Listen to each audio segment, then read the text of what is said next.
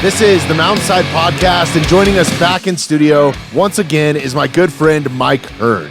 Mike is an active military member for the United States Army. With a career of over 20 years, Mike has been serving our country at the highest level. In his free time when he's not in uniform, he's an avid outdoorsman, conservationist, bow hunter, and rider. I always enjoy any time I get to spend with Mike. It was great having him in studio, and I hope that you enjoy our conversation. Thanks for the elk meat, dude. Absolutely. Yeah, was it last year your record bull or 2022? Was it? Wait, 23. Yeah. Yep. So not last season, but season before. Yep. Fuck, you haven't been in since then. Yeah, it's been a while.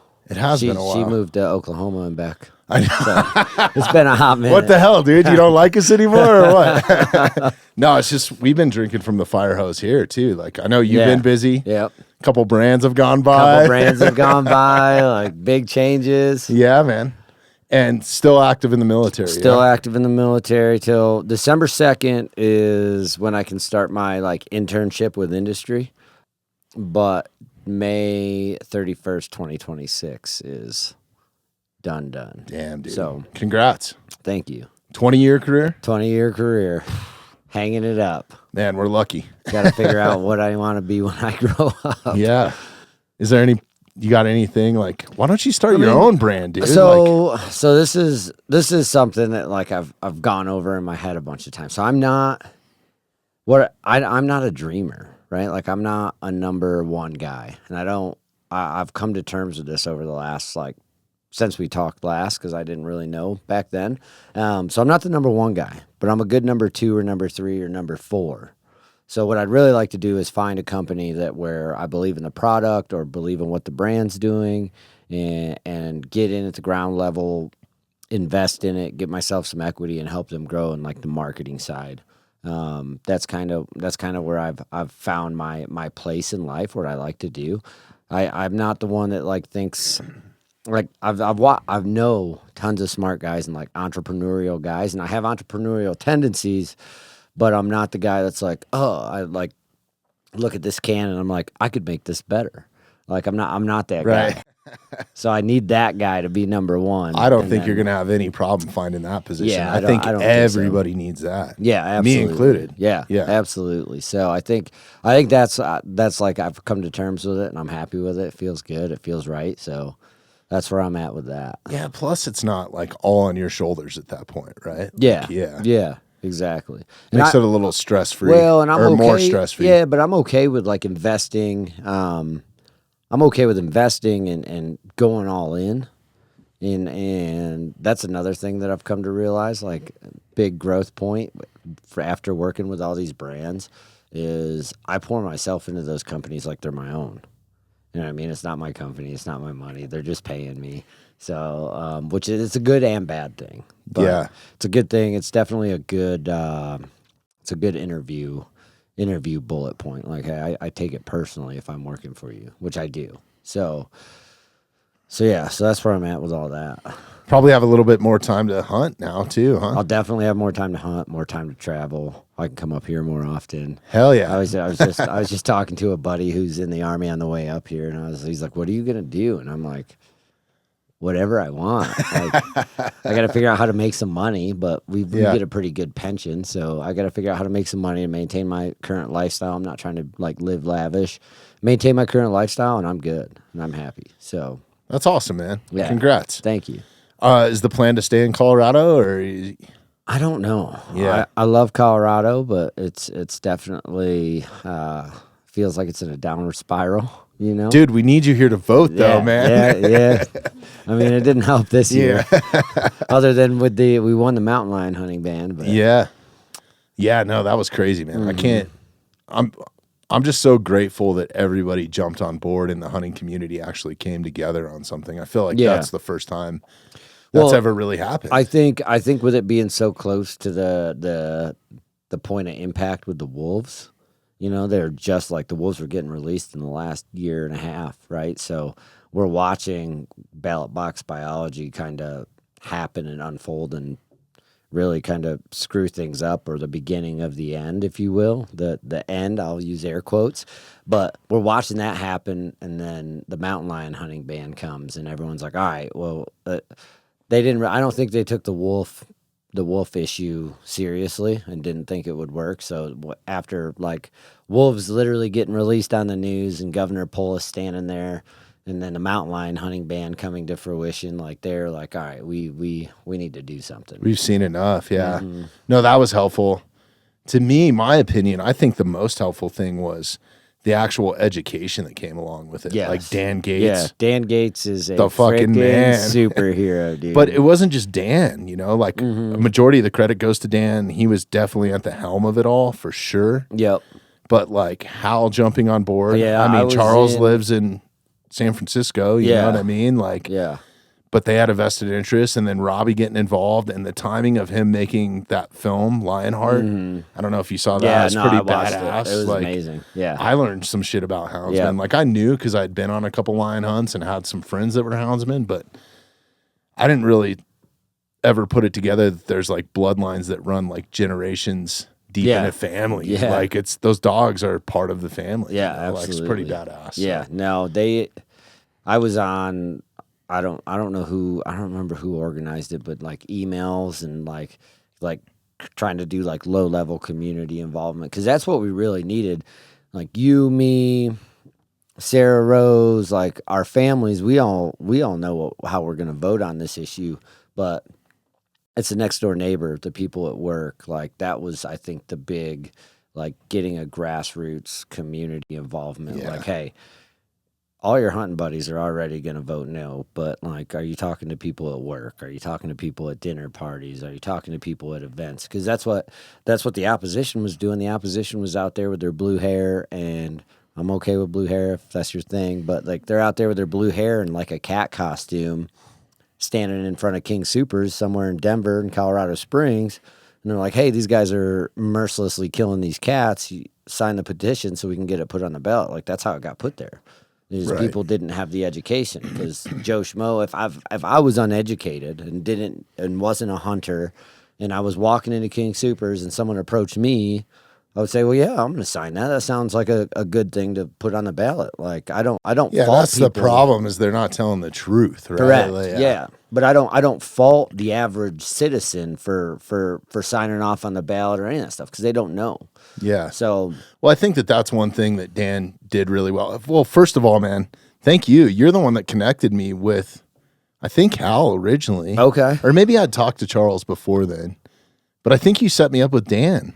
I might have. Yeah. I was pushing to get Dan on a bunch of stuff. Like, hey. Well, he did that year. He told me he did like 100 podcasts. Oh yeah. We only put out like 55 here or something last year, or Yeah. whatever the number Yeah. was, right? Like I don't ever really keep track, but he did more podcasts than I did. Yeah. You know what I mean? He And was this is what I do over. full time, Yeah. you know? But when I had him in here, I was like, you need to go after like the soccer moms. That's who needs to learn about Exactly. this. Yeah. And he did it right, man. Like so many women telling their stories that are, you know, wives of houndsmen or in the business or hunters themselves, down to kids, man. Like, I think if we didn't have all of it, I think it was a culmination. I think it was all of it. It was everything. And then the yeah. brands getting behind it and podcasters. Brands, podcasters. I fought real hard to get him on the Born Primitive podcast, because when I initially threw him up there, the CEO and vice president, Bear and Tony, they were like, well, he's not really our flavor. Like, we're not a hunting podcast. And I was like, yeah, but those are the people that listen to the Born Primitive podcast are the people we're trying to reach. They're the people that don't have a vested interest in hunting. They don't know anything about hunting. Those are like average people. That's who we're trying to reach, is like the general public, not. And for not a hunting, hunters. somebody that's in the hunting space, I don't care what you sell in it, even if it's Garmin, like you should be behind it. Absolutely. It's a huge portion of your business. Yeah. It's a huge portion of like if hunting goes away, Yes. a ton of outdoor shit goes away, not just hunting. Yeah. Like a ton. Well, There's so much funding. It changes. I mean, just watching the wolves, there's already a wolf in Teller County, and I think Is there? Yeah, which is just outside the Springs. I know. There's I already, can't wait till they're on the golf course here in Evergreen. Like, You know, I cannot like, wait. But I think the closest they released them was Eagle's Nest Wilderness. So like up around Vail. The other side of the divide. Yeah. But there's already a wolf in Teller County. How crazy is that? So back when they reintroduced wolves into Montana, into Glacier Park, I have a family member that was up there, and I don't know if he was friends with Game and Fish, but he used to be a brush pilot too. Mm-hmm. And I think he helped with the reintegration of them or something, or helping parks and wildlife, or the wildlife, game wardens back then, right? Yeah. Is what they used to call them. Kind of help with that. And they dropped an alpha collared wolf off I think it was in Glacier Park, and it went 300 miles in the first 2 days over glaciated peaks. That's looking crazy. For a pack, dude. Yeah. Like searching for a pack. And they had it on a GPS collar so they could see everywhere it went. Yeah. It left the park. It went all over the fucking place, man. So that's it's like crazy. 300 miles in a day. Like driving 300 miles in a day is a bitch, dude. Yeah. You did it yesterday, way more than that. But still, it's unbelievable. I don't think people realize what wild animals do. And I think hunters are the only people that really, really understand it. Yeah. Like watch elk blow over a ridge. Yeah. And how far and how fast they can go.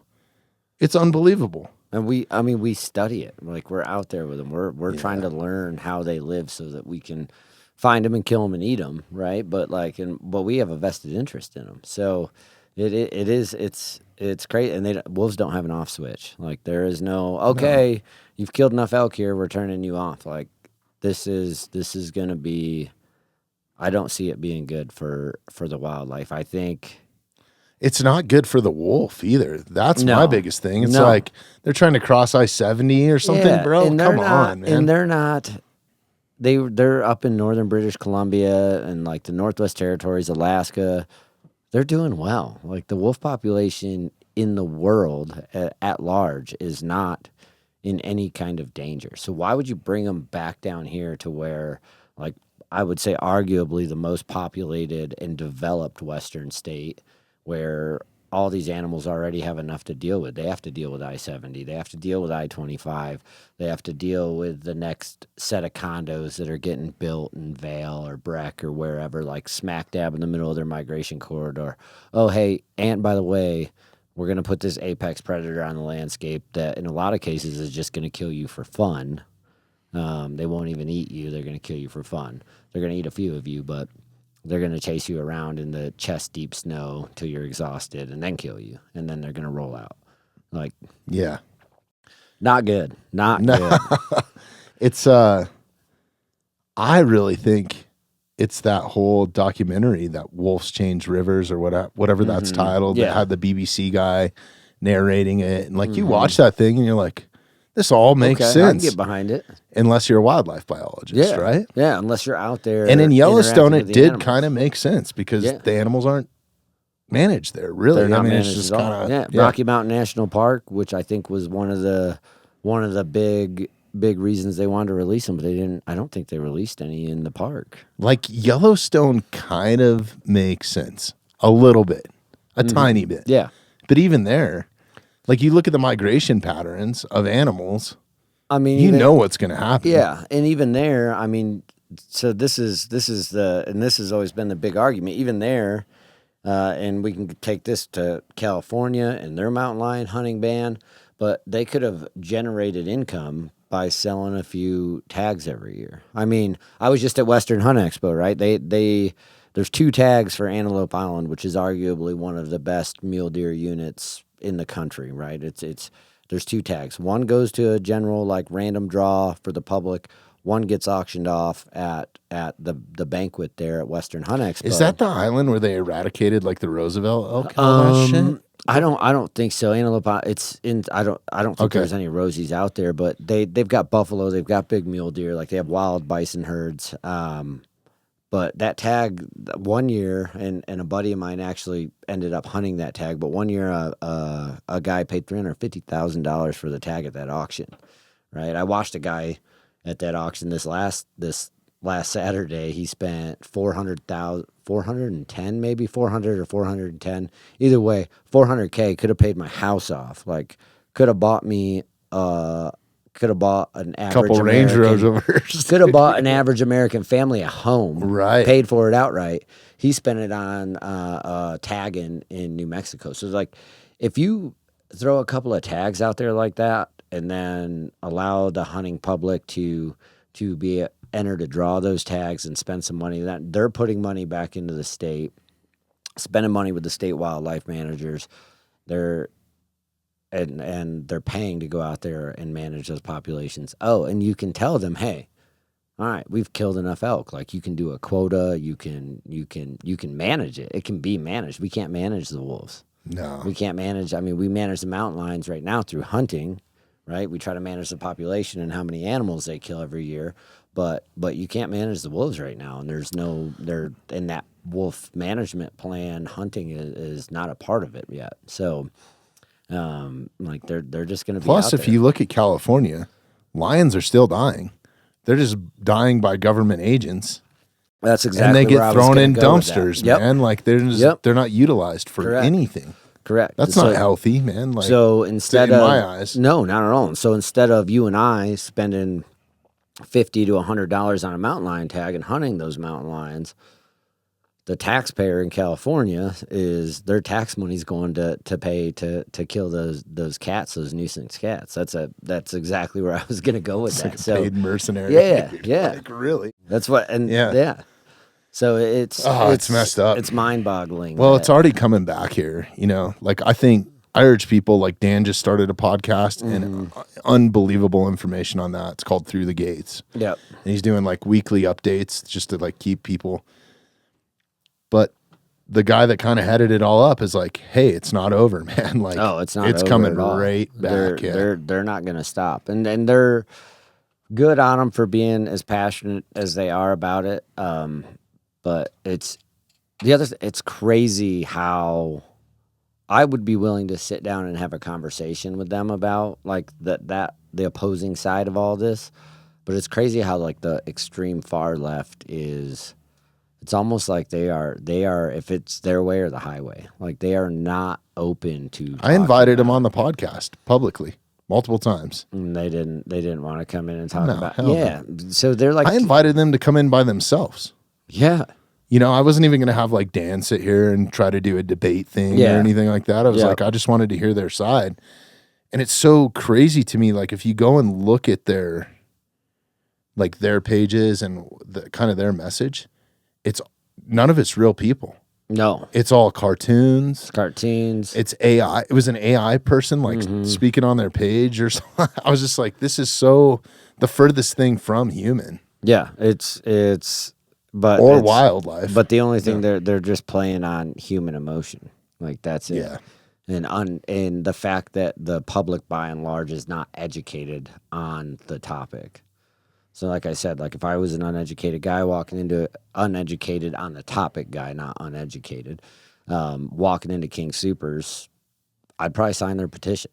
Yeah, if you're not a hunter. I mean, even as a hunter, the way it's presented, you know, especially with the words like trophy hunting in there, 95% of the hunters I know don't agree with trophy hunting. Yep. Yeah. They don't call it that. Like, that's, to me, that's poaching. And then trophy hunting has like 30 different definitions. So the fact that they have trophy hunting in there, but trophy hunting not defined. Yeah. Right? Because, like, to me, trophy hunting, a trophy hunter is a guy that goes and tries to kill the oldest, most mature animal he can find on the landscape. Like, that's a trophy hunter in my mind. In your mind, a trophy hunter is that goes and shoots an animal because they want the rack, right? Or they want the trophy. So there's multiple definitions. That left so much gray area, and the fact that was going to be written into law, not good. Yeah. Not good. So Yeah, that was the first battle, man. No, it's wild. I don't know, man. I just feel like if people are going to vote on shit, you know, especially if it involves law enforcement, wildlife biology, like these super critical jobs or even military jobs, right? Like, I don't think you should really have a stake in it unless you've played in the arena or played in the theater. Like, I feel like hunters and ranchers should be the only people that are voting on wildlife issues. Yeah.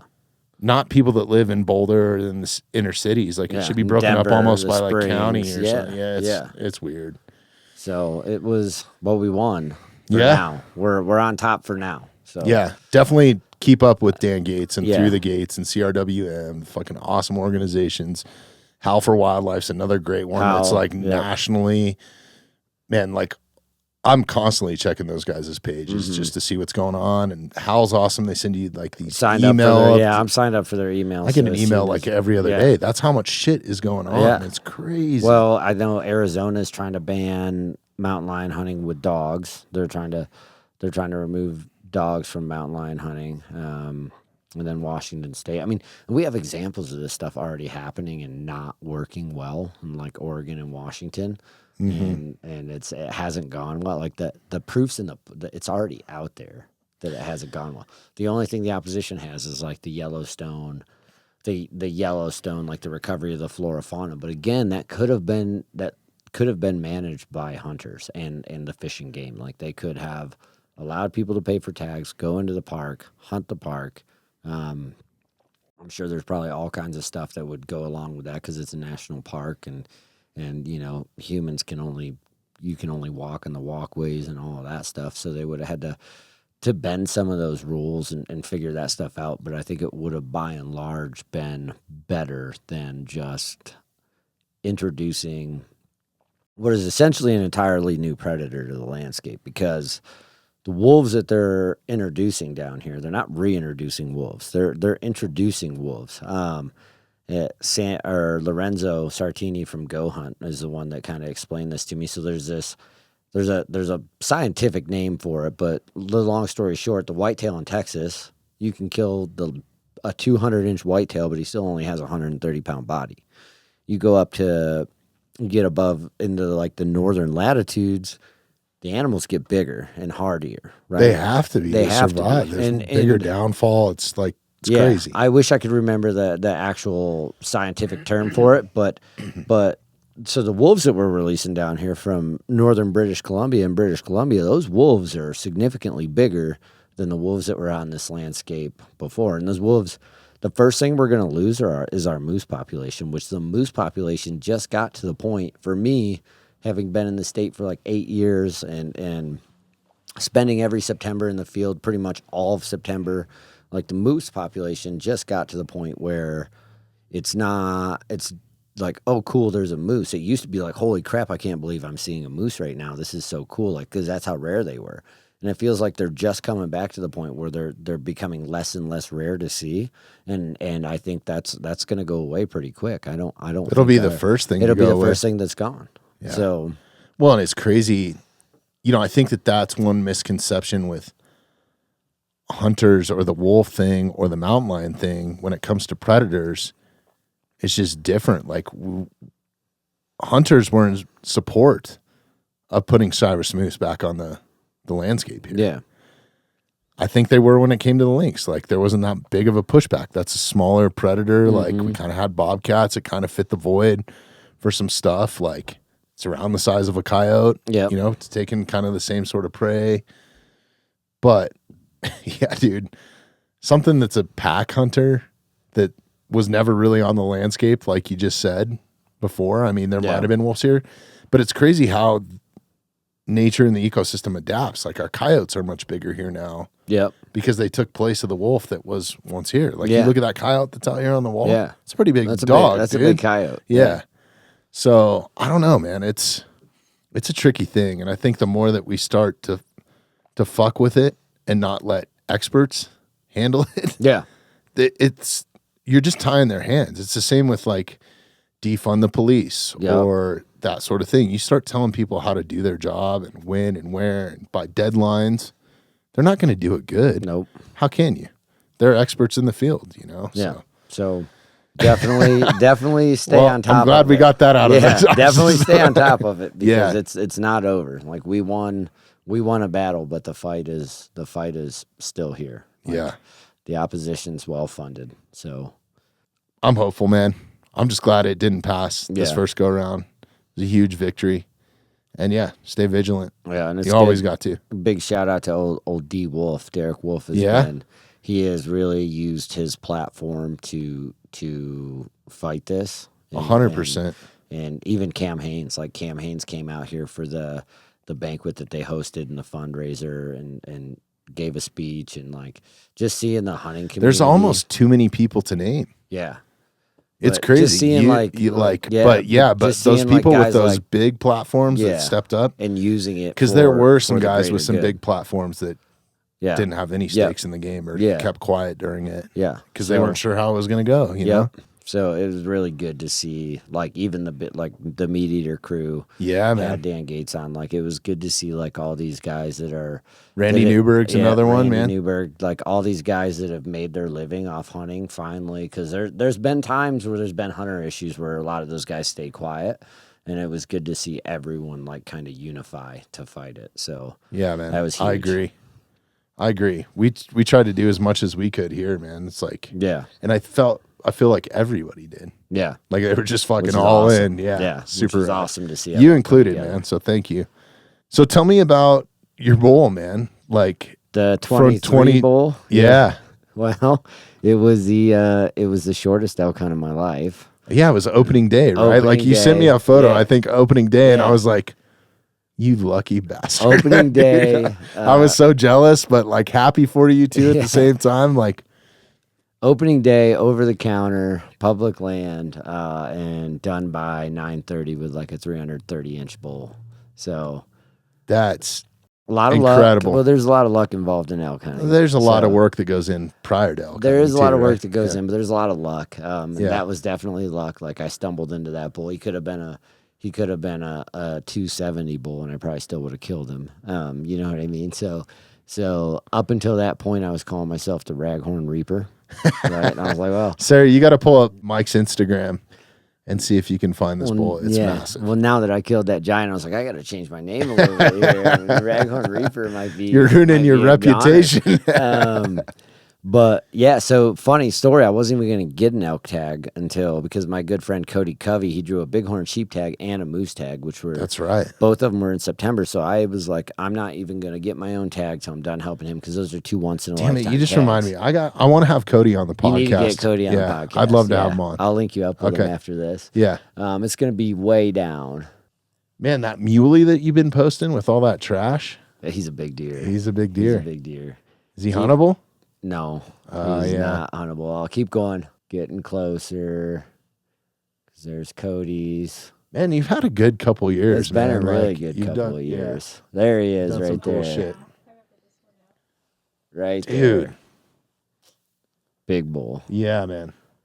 Thick. He didn't have a lot of tine length, which where we're hunting those bulls, they don't get long tines, they get real thick, but I would kill that bull every season over again. Like, he's a good bull. It was crazy how thick his hide was too. Like the hide on his neck was like a 1/2 inch thick. Like we had to. How old do you think he was? At least 8. Yeah, 8, 9. He was an old bull. Worn teeth. Already had 5 cows. I blew his cows out. And he stayed because I cow called my way to him, and he stayed and stood there and let me put an arrow in him. And then I chased him down. It was a bad shot. And I had to chase him down and put a few more arrows in him, but damn! But we got it done. It was an awesome, emotional man. roller coaster of a day. How far do you have to get him out? Not very far. I think we were able. The way he ran and where he piled up. This is like the perfect story. He ran back to the truck. It's so good. I made a joke. I was like, I'm packing an elk out like Cam Haynes right now. Right. Kafaru had just come out. I had a prototype, so they hadn't even come out with it yet. It was their arc frame, their new carbon fiber frame. And so we were trying to get a bunch of content for it, but we got this bull down. It was only 60 yards away from the road. So I was like, man, really? I'm not doing it. I'm just, and it was like 90 degrees that day, early September, hot. Yeah. And I was like, I'm not going to do all this stuff just to get content. Like I'm carrying these quarters over the shoulder, because this might be the only time in my life I get to do that. So absolutely. So we carried it over the shoulder and just did. Is that some of the meat that you brought us? No, that's from my much smaller bull that I killed this year on a 7-point draw tag. So nice, much smaller bull. Yeah. But yeah, Hey, they're all wins in my eyes, dude. they're definitely all wins with a bow. Yeah. But yeah, it was a good season. Cody killed, so we killed that to start the season off, opening day. Opening morning of Cody's sheep hunt, we found, which we had been in that area a couple times looking for a ram that was worth killing and couldn't find one. So opening morning of that, we got in there and killed Cody's ram, which was a dang good ram for the unit. First probably 30 minutes of light, had it shot, and we're up there taking pictures and breaking them down and packing them out. And then his moose hunt, we killed a really big Shiraz, and we killed that the opening evening of his moose hunt. So damn, dude, just filling tags. You guys need to make a shirt like day. Opening Day Crew or something. Yeah, or get it done early or something. We all joked about it. We're like, I don't think we'll ever have a season like that in our lives. No, again. man. Like killing a big bull, then a ram, then a giant moose that he killed. That's incredible. So, yeah. it was cool. What's going on here? Are you shooting off a Shooting cliff? Audad off a cliff. Oh, Not nice. very good. The one he killed here? Yeah, that's the same bull. Yeah, that was me. That was me and my Cam Haynes pack out right there. Nice. Just carrying him over the shoulders because I didn't have to strap him to a pack. It was so nice. That's awesome. You got him Euro mounted, right? I think I remember seeing a video. Yeah, so That's my style, man. I love that. I like Euro mounts. Shoulder mounts take up too much space, so I made a rule like it's got to be like a 340 bull for me to shoulder mount it. Yeah, that's a good rule. So 340. Just 10 points under on this guy. 10 inches under, man. Yeah. If we get 10 more inches, maybe. But like I move so much, and I don't know where I'm going to end up. So like, what you get it shoulder mounted one way for one house, like where are you going to put it? Like you can put Euro mounts anywhere. So Yeah. I like Euros, and I think Euros look cool. I think they look the most badass Yeah. to me. That's just I guess that's my style. Me too. Yeah. I don't have. And I guess I only do it with sentimental animals. Yeah. Like a lot of times I'm sending antlers to my buddies that make knives or Yeah, whatever, yeah. you know. Yeah. So I think I've got 2 shoulder mounts, but one was an Axis. So, and it wasn't like a giant. It was a good Axis, but not like a giant or anything. But their hides are so cool. I just wanted to. They're awesome. The meat's amazing too, oh my man. gosh, it's the best meat on the planet. I love Axis. It's up there with elk for sure. I think it tastes a lot like elk, except it's elk. Doesn't matter. Elk are they're chewy. Like even the back straps are chewy. Even the inner tenderloins you got to chew them a little bit. But like Axis is like that good middle ground. It tastes like elk, really clean, no gamey flavor at all, and it like backstrap like melts in your mouth. It's amazing. I guess I've only eaten Access from Hawaii. Yeah. Gifted some meat. I've never been on a hunt there. It's a bucket list for me to go to like Lanai or something and do that. I've never been to Hawaii. Like I've been all over the fucking world, but never been to Hawaii. I've never been either. Maybe we'll plan a trip. That would be badass, dude. That would be super badass. The Access that you've taken are Texas? All mostly? Texas, yeah. I got a buddy who has. Do they taste different from like Texas? Because like you so get like sagey bulls and sagey deer, you yeah. know, and you can taste kind of what they eat. Like I've eaten Axis from Hawaii. Never killed one. I've never been to Hawaii either. But Maui Nui Venison Company. So that's all from Hawaii, and I've had that, and I don't taste the difference. Like it's the meat. Like Axis meat is like it's a brighter red color. It's hard to describe. Like it's a bright red meat, and it is. I guess allegedly it's like the only meat that's truly fat free. But it is delicious. those things are so fast too, huh? They are fast and they're like cracked out. They are on high alert all the time. Well, their genetics come from like running from tigers, right? In India. Yep, they're originally from India. So, like the You got to be on point, right? Yeah, hiding from large cats. Have you ever seen any of those videos of like guys getting taken off of fucking motorcycles or elephant? I think there's a video of a guy getting taken off of an elephant. No, by a tiger. Yeah, Google this. I think it was an elephant. He might have been on a donkey or some shit. We're about to go down. We're about to go down a rabbit hole, and I love it. We're about to watch some butter chicken go down. Yes, this is it, I think. Yeah, watch this shit, dude.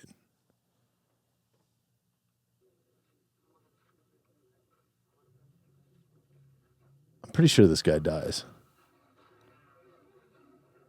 Yeah, I'm not fucking with a tiger. I mean, you think about what a mountain lion can do. Yeah.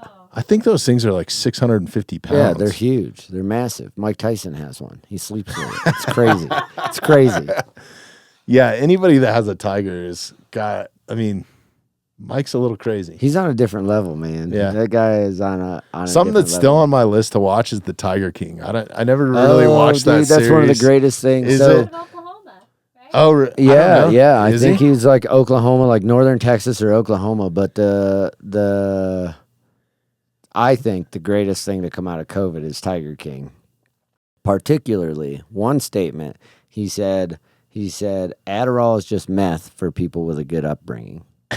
and that's really all. It's kind of true. And, other than like fuck Carol Baskin, that's all I took away Yeah. from Tiger King. Yeah. Was Adderall's meth for people with a Right. good upbringing. So Yeah, I haven't went down those roads, man. I guess I just don't watch it, man. and you must have been productive during COVID. Well, I got young kids too, so Yeah, like yeah. they were at home Yeah. all the time. It's hard to watch Tiger Yeah. King with them.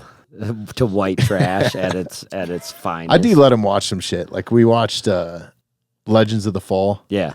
And That's a good I one. let my 5-year-old watch it at the time she was 5. Mm-hmm. And I was like, what was your favorite part? I mean, there were a few parts where you're like, okay, it's time to hit the fast forward button. Yeah. She goes, I like the part where he cuts his brother's heart out. I was like, oh my God, dude. All right, she's we'll a take a little savage. savage. Yeah. She is too, man. So that's someone I got to worry about. But yeah, I'm pretty open with a lot of that shit. Yeah. You know? That's a good movie. Great movie. Yeah, great movie. You got any hunts lined up? Or So you I'm going out of flying- state or something? I'm right? flying to Mexico on Sunday. We're gonna go hunt. We're gonna go hunt coos deer in Mexico. I have no idea where. My buddy Dale, he owns a broadhead company, and just invited me and Aaron Snyder. So we're gonna awesome. go down there. I'm more excited for the. There's a private plane involved, so we're flying commercial out of the Damn, States. PJ, huh? Yeah, so we're flying commercial out of the States into Monterey. And then he's coming in like and then- Lil Wayne or something. Yeah, so he's like, then we're getting on a private jet and flying to this big ranch. Badass. And I'm like, all right, you had me at private jet. I've never been on a You private better give jet. the It's Broadhead Company a probably gonna shout be- out. It's probably gonna be the only time I'll be on a private jet. So shout out to Dale Perry and Evolution Outdoors. They make Nice. he makes badass broadheads. Dale's one of those guys that I was talking about. Like he looks at a broadhead. It was perfect because this is right here.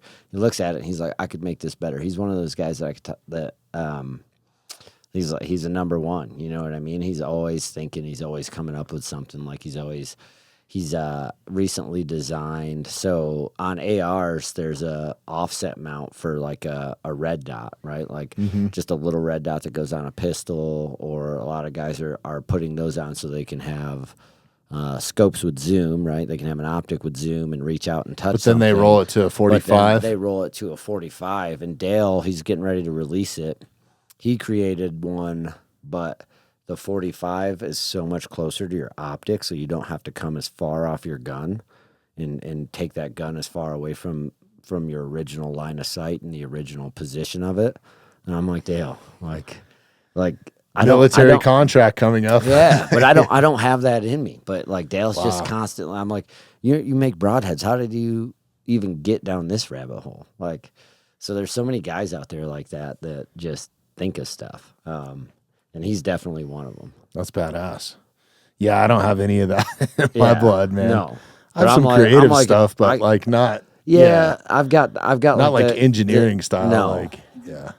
it takes a specific brain. That's why I'm creative. Like I'm a writer. I like photography, and then I do like I like the marketing side. Like I like the marketing and sales side of it. So if I believe in the product, I'm pretty firm on that. Like if it's not something, I gotta like the people and the product. So Yeah, that's key. I think that's an approach that we've taken here with sponsorship. Like I've said no to a bunch just because Yeah. it's like, I don't use your shit or your Yeah, shit is crap, yeah, basically. yeah, like, exactly. yeah, type of thing. Or like, it'll just be the wrong company. Like the funniest one is I had it was like a gothic jewelry company that reached out to me that Okay. sold like, I guess it was like biker jewelry or something. yeah, But it was like, it wasn't even like cool biker jewelry, but it was like skull rings and like these black, like opal, You know like you could rock it, Bobby. necklaces and shit. And they were like, yeah, if you wear some of this on camera, we'll give you X. I was like, absolutely fucking No, not. that's dude. not me at all. I'm Yeah, a minimalist. yeah, Like yeah. for me to wear my Garmin watch is a fucking big deal. Yeah, that's the only jewelry I wear. yeah.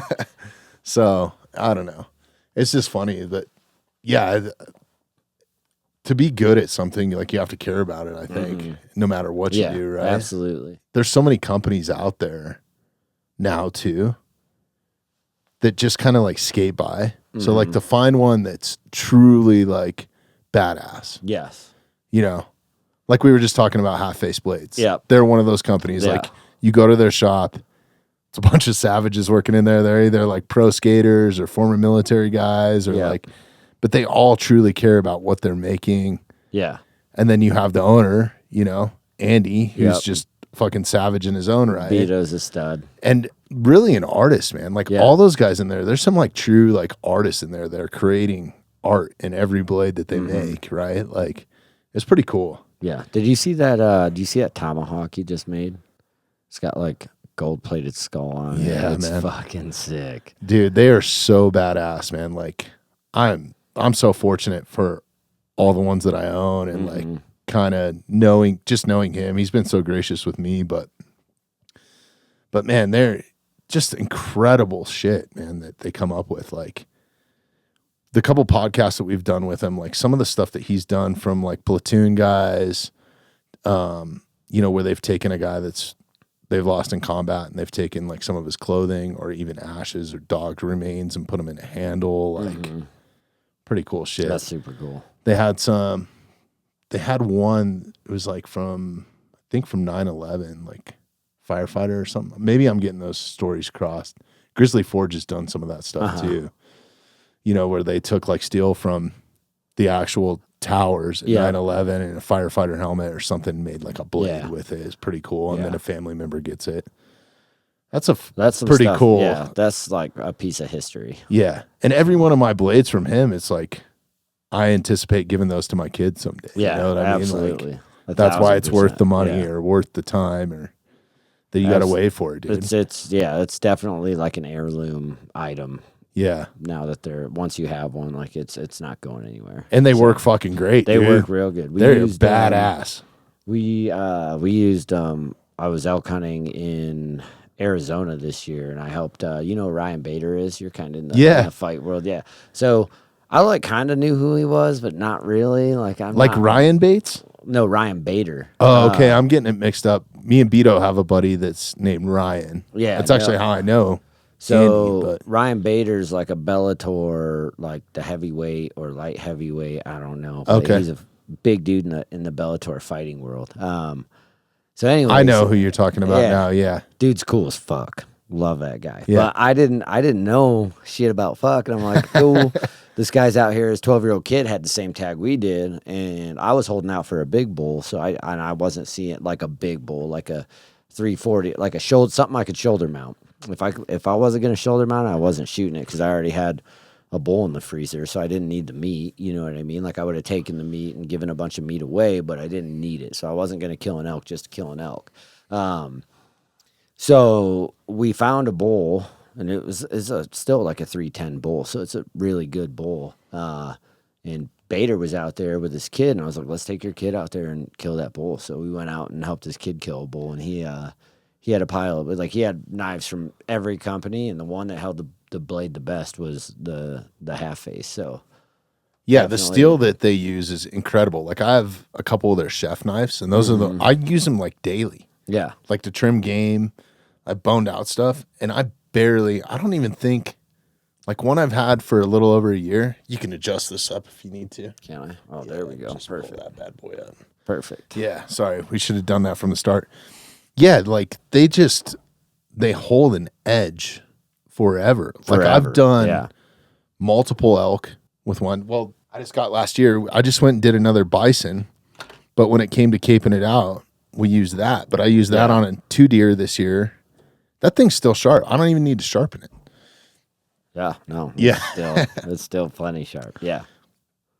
Yeah, they last. And the chef knives are so fucking nice, man. Like to find a good chef knife, that's hard, man. That is hard. Like, especially if you're cutting meat and into bone and stuff like that. Like they dull pretty quick. Like even that Japanese steel or like Damascus, all that sort of stuff. But man, Beto chef knives are fucking badass, dude. They hold up. Or the half-face blade chef knives are incredible. My friends, the cooks, have a bunch of their knives. My buddy Mike Cook had like the first or second knife that Beto has ever made. Really? And I can't remember. He told me the story. I can't remember if he gave it back to Beto or he kept it. But like people are offering him outrageous amounts of money. Dude, they're worth like 30 or 40 grand Yeah. for the first 50. Yeah, so Like there's collectors out there that are like psychos. Yeah. And he's like, dude, he's like, I'm either never letting this go or I'm giving it back to Beto. Like, it's pretty cool. Yeah. So, well, just some of the swords and like all that sort of stuff. I guess everything that I have is kind of utilitarian. yeah, I do have a tactical tomahawk that he made me that's super dope. Because I was telling him it'd look awesome if it had blood on the handle. Mm-hmm. So use like red rosin. Actually, Sarah, go to the Mountainside Instagram and go to Reels. I think there's a photo of it. It's fucking badass though, man. Yeah, if you go to the Reels, I think that there's. Keep scrolling down. I'll let you know when I see it. Yeah, they're incredible, man. Like. To the point where I've kind of retired some of my badass ones, like my first blade that I ever got from him, and been purchasing these utilitarian ones because they're awesome. What is I always worried I think about that one's leaving. called the Scout. I want to say That's a Crow Junior. Crow Junior. Yeah, Crow Scout Junior. Yeah, go up just a little bit. This set right there, he made for Rogan. It's like a complete chef set. Oh wow! Out of an antler off of a bull in Tejon Ranch, I guess. Pretty cool. If you go back, Sarah, I think this might be it. That's it right there. Is. Dude, Yeah. so sick. Pretty badass, man. So sick. So it's cool. We just had him in here a couple months ago. He came to visit. He was here for like the football game or something. Yeah, Chris Camozzi was fighting for the bare knuckle world title. Oh, okay. Yeah, so he was out here for that and came up here in the morning and we recorded, and then we went to the fight that night. But I had brought in, I don't think he realized how many I actually had. And I didn't even I had to go dig through started pulling them hunting out, and shit. like, holy shit. And I got a whole collection of them, and it was pretty badass. I was able to lay them out and have him actually touch them, and some of them he made, personally. Yeah, so it was cool. sick. A little bit of That's history, so sick. From 6-7 years ago. Andy's a real one for sure. Yeah, dude, that guy is just nonstop. Such a smart business guy too. Yeah, man. I think that's one thing that if military guys really apply themselves, they're so successful at business, man. They are. I know so many guys that are just crushing it in the business world. It's how the fuck do you do this? Look at Jocko. Yeah, well, Same it's because sort of we thing. don't have that quit, and that's the thing. I've worked in multiple companies and kind of worked around multiple people, and there's hard workers out there, but there's not people that they don't ride for the brand the same way that we do because we're so used to this is it, this is your crew, this is your family, full send, kind of what I was saying earlier, taking it personal. So I think that's because I see myself when I leave, I'm not by far not the smartest guy, but there's not going to be many people that'll outwork me. Do you think it's the amount of time that you spend, or it's the execution with no procrastination, or what do you think is the biggest thing? Because people, I get caught up with the podcast. Mm-hmm. I could work on this 18 hours a day, especially now. Yeah. But that's not healthy. If I did that, I'd be a fat slob. Yeah. Right? And it's I have to go to the gym for an hour, at least, minimum. I have to get outside for a little bit. I want to shoot my bow, I think you can get caught up in that, just work environment. It's not healthy or conducive for what you're trying to, and then you almost end up putting out shittier work. Yeah, you do. You eventually, yeah. Because it just the creativity dies down. That's kind of where I was with my last gig. Is it became more of a grind, and it was just the creativity. I didn't want to go shoot photos or do any of the stuff that I normally did. So it was all right, it's time for a change, time to move on. But I think it's just our our mission for we always. A lot of us have a mission first mindset, and a lot of us have seen a lot of, like combat, people die, friends die. We know life's short, so like we're willing to execute and take a risk. And I think that's like one big thing I've noticed. Like there's a lot of marketing guys in the world that they have all the best ideas in the world, but they have no ability to execute those ideas. Like they can't organize a team and like see it through from like inception to building to like execution phase. A lot of those guys can't do that. They don't like that. They like, I got this idea, but you should do it, right? So having the ability to like execute and see something through and like organize a team and make it actually happen, I think is a big leg up. That like it's all soft skills, right? It's not a hard skill. It's not like I don't have this certificate, like marketing certificate or degree, but it's all these soft skills that we've learned through years of service and having to build teams. If you're not checking out the Mountainside Podcast on YouTube, you absolutely should be. If you like the content that we create here and you want to help support the podcast, please take a moment, subscribe to us on YouTube, and hit that notification bell. Like you got to make a team with what you got. Like you don't get to pick your team in the military. Correct me if I'm wrong, there's a high level of accountability there. Like yeah. If you fuck up, it's career ending, right? Yeah, if you fuck up, it's career ending. If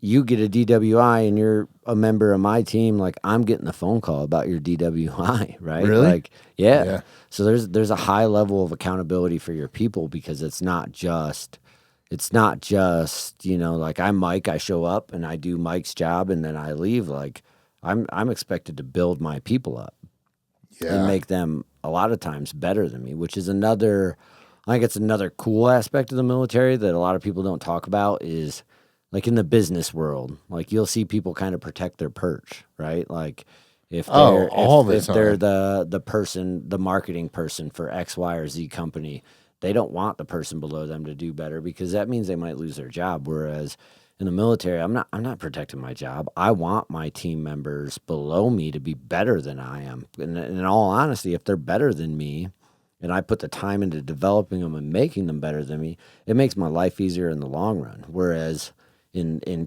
corporate America, I think corporate America is starting to bring it. Like it's starting to come around to corporate America now that a lot of us are starting to get out and having had served in the war. There's a ton of leadership. There's a lot of leadership. Come out of so the like war, servant leadership, all that stuff is starting to trickle its way into corporate America. But then still, in a lot of cases, people are trying to protect their position in the world, and we're very much like if I'm the CMO of the Mountainside Podcast and Sarah's working for me, I want her to be sounds funny. I want her to be better than me though. Absolutely. Because that makes my life easier. Well, I always hire people that are better. Like my philosophy here is if I'm going to hire a video editor, I want him to be better at it than I am. Yeah. Right? Yeah, absolutely. And let's make it do better things than I can do myself, honestly. I think that's kind of the outlook, but it's so weird now with like social media and everything. You kind of you're just kind of on an island. It's almost just like everything's a facade. Oh, yeah. A little bit, right? Yeah. Like we're even doing it here with some shorts. Like we do some catchy shit at the beginning. Like I try to keep it true to what we're talking about. But there's like a system to it. You have to do that. There's definitely a system. Like you gotta set the hook. It's the same in like you look at Outdoor Life or Men's Journal or any of that stuff. It's all about the cover of the magazine. Yeah, it's all about the cover of the magazine and the article titles. Like you got to set the hook. That's rule number one. If you don't generate interest or curiosity, then people aren't going to open it and read it. Like you got to give. Well, the one thing I won't do here is like clickbaity shit, right? Yeah. Because now we write a blog for the podcast, which is great. a pain in the ass. It's a pain in the ass, but it's SEO, baby. Yeah. So. And then the shorts have been fucking awesome, but I always want it to portray our guest the right way. So I've totally, like editors have sent me shit and I've totally just scrapped it. And they're like, dude, I spent 2 hours. And I was like, I don't give a fuck. I'll pay you for it, but it's not.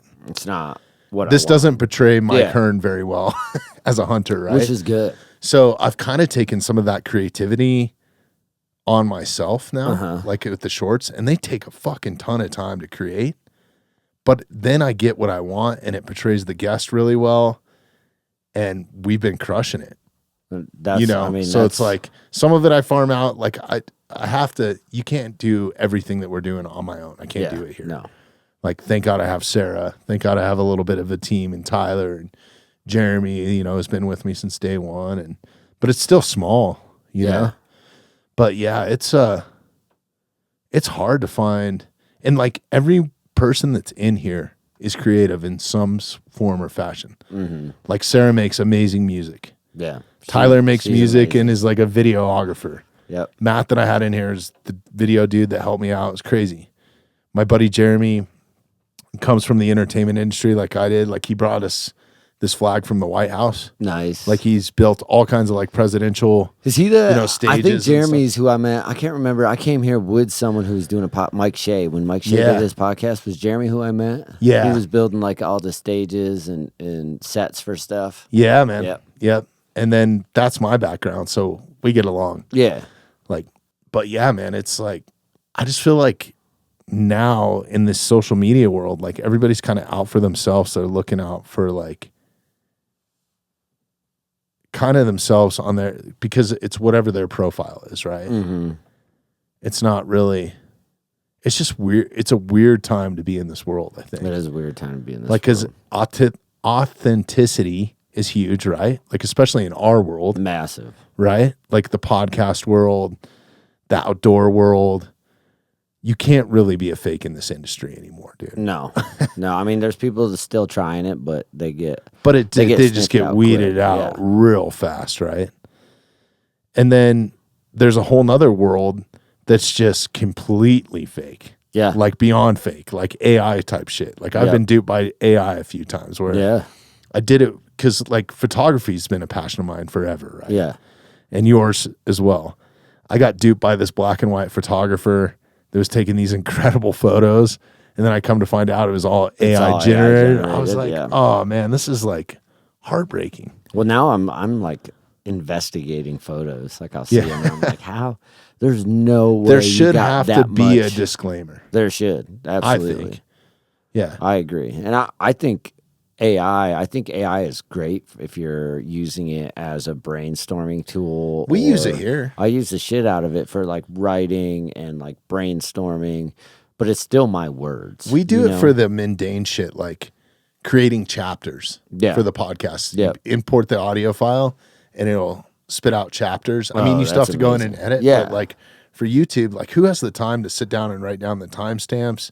What we talked about, especially with my dumb ass, because we jump all over. That. Yeah, it's amazing for that stuff. Yeah, but like using it to like produce a photo and then claim it as your own, like you're good at prompt engineering. You're good at telling it what to do, but beyond that, like that's not you. You know what I mean? Yeah.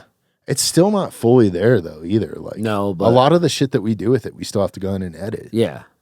Like it's weird. Like I can't even get Siri to work right. You gotta check behind it. There's I went down the rabbit hole. Probably listening right now. Because ChatGPT has, it's called like Sonora or something. Okay. And it makes videos, and those videos are scary. Like scary. Cannot tell it's not a human. Scary. Really? Like, You've messed around with it a little bit? It's fucking crazy. I mean, I just went in there and looked at like, because if you open ChatGPT, it has like a little section where you can go to Sonora and see what kind of videos it's producing. And I just went through and like, looked at the videos and like Let's check this out, Sarah. Yeah, see if you can pull it up. Yeah. One video is a mariachi band like playing in like in front of Little House on the Prairie with a dust storm rolling at it. And I'm like, this looks fucking real. Really? Like really real. Well, I got duped on one. We had Jason Loftus in not too long ago as well. And he's probably the most amazing wildlife photographer that I know personally. Has been a mentor to me in that space. But there's that, the polar bear clips of the polar bear like on the ice boat, and the guys are like holding it and playing with a cub. Oh yeah, that's all AI. That's all AI, and that shit looked real as fuck. Like, yeah, all these videos that are coming up. Like, look at that video. Click the video on the right there with the guy in the.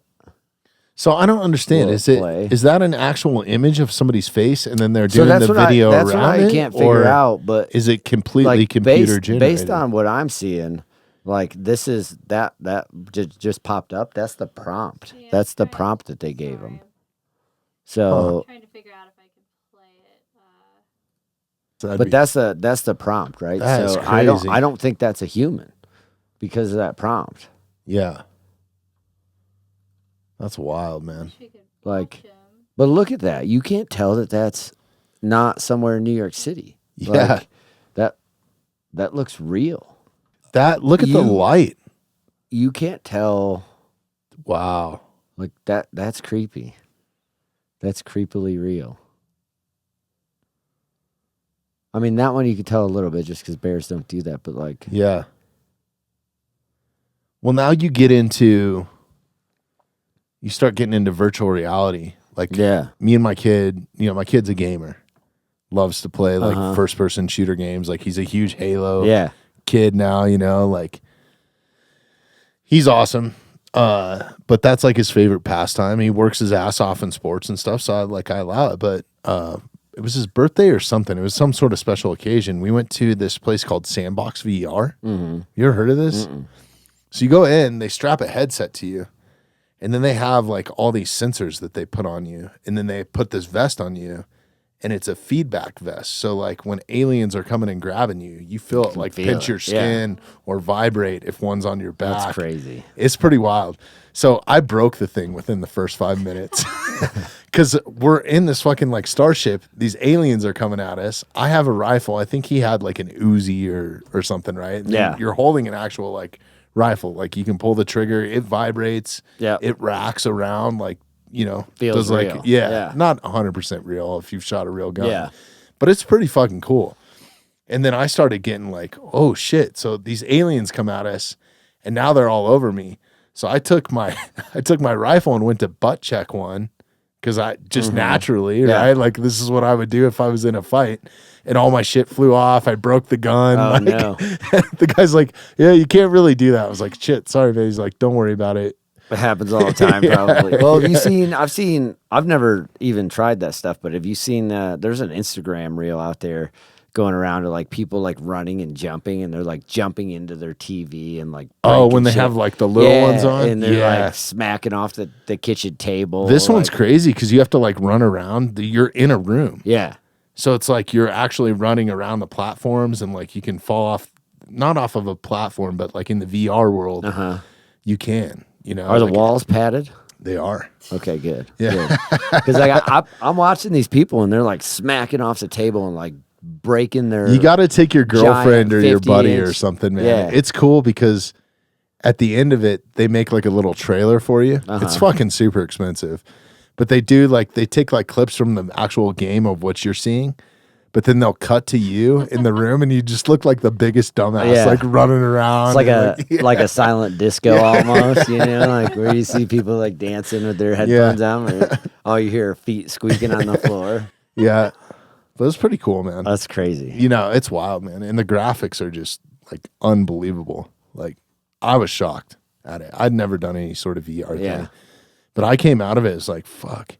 So I hit the cardio button on my watch just to see.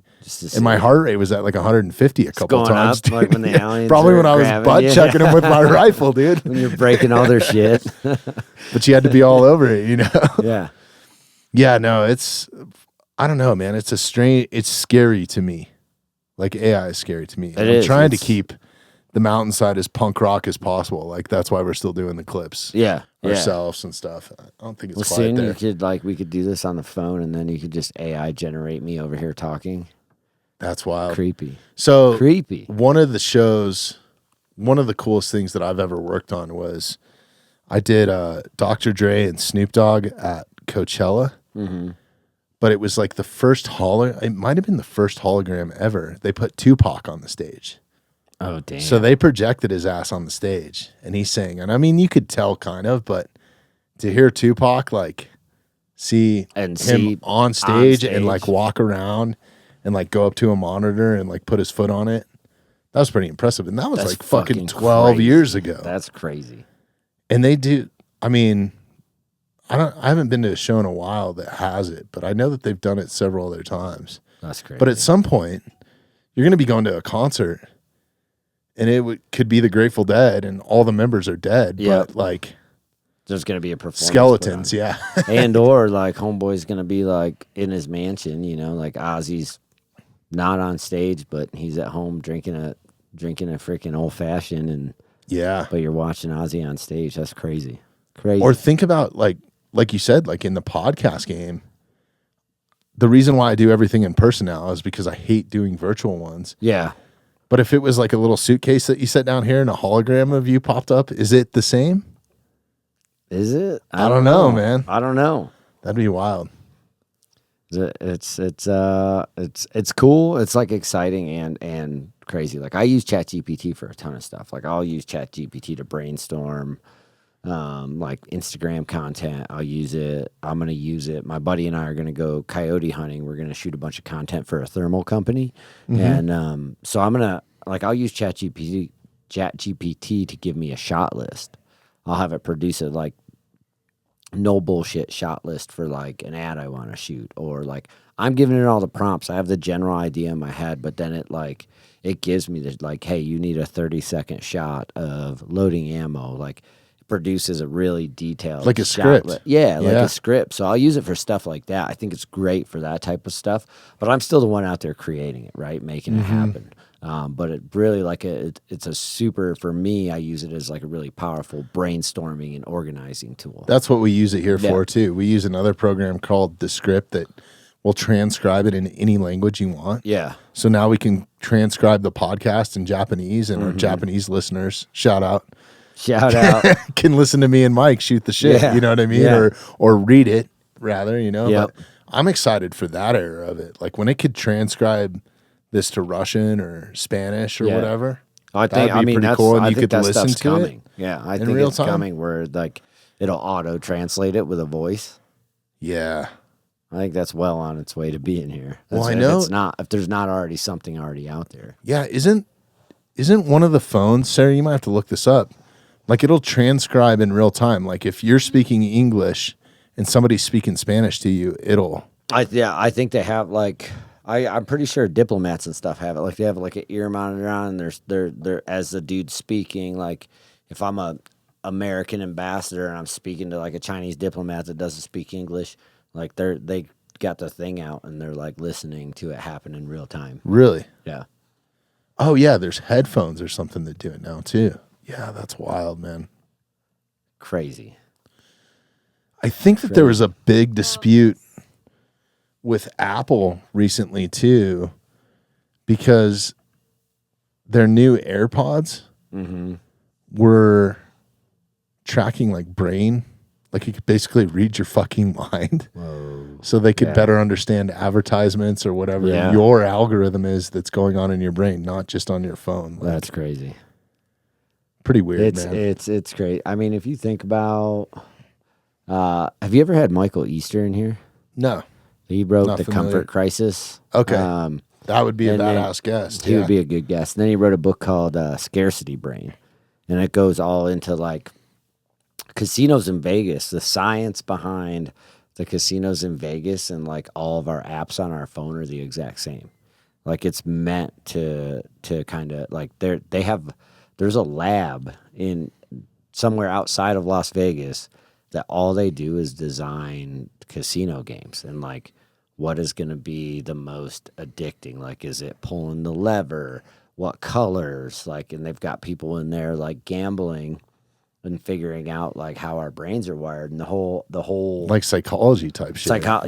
Like doctors and scientists and all kinds of shit in this lab figuring it out. So like a lot of these apps like Instagram, the reason you pull down to refresh it is because it's very similar. Like a slot machine. It's similar to a slot machine. Yeah. Like the shit is meant to addict you, and like I mean, they're not making money if you're not spending time on the app, right? So it's meant to like suck you into the scroll hole, right? And keep you there for a while. So that's I've had to limit it because it started to consume me here. Yeah. At the podcast, right? Yeah, like just absolutely. answering messages and stuff, to the point, like this is fucked up.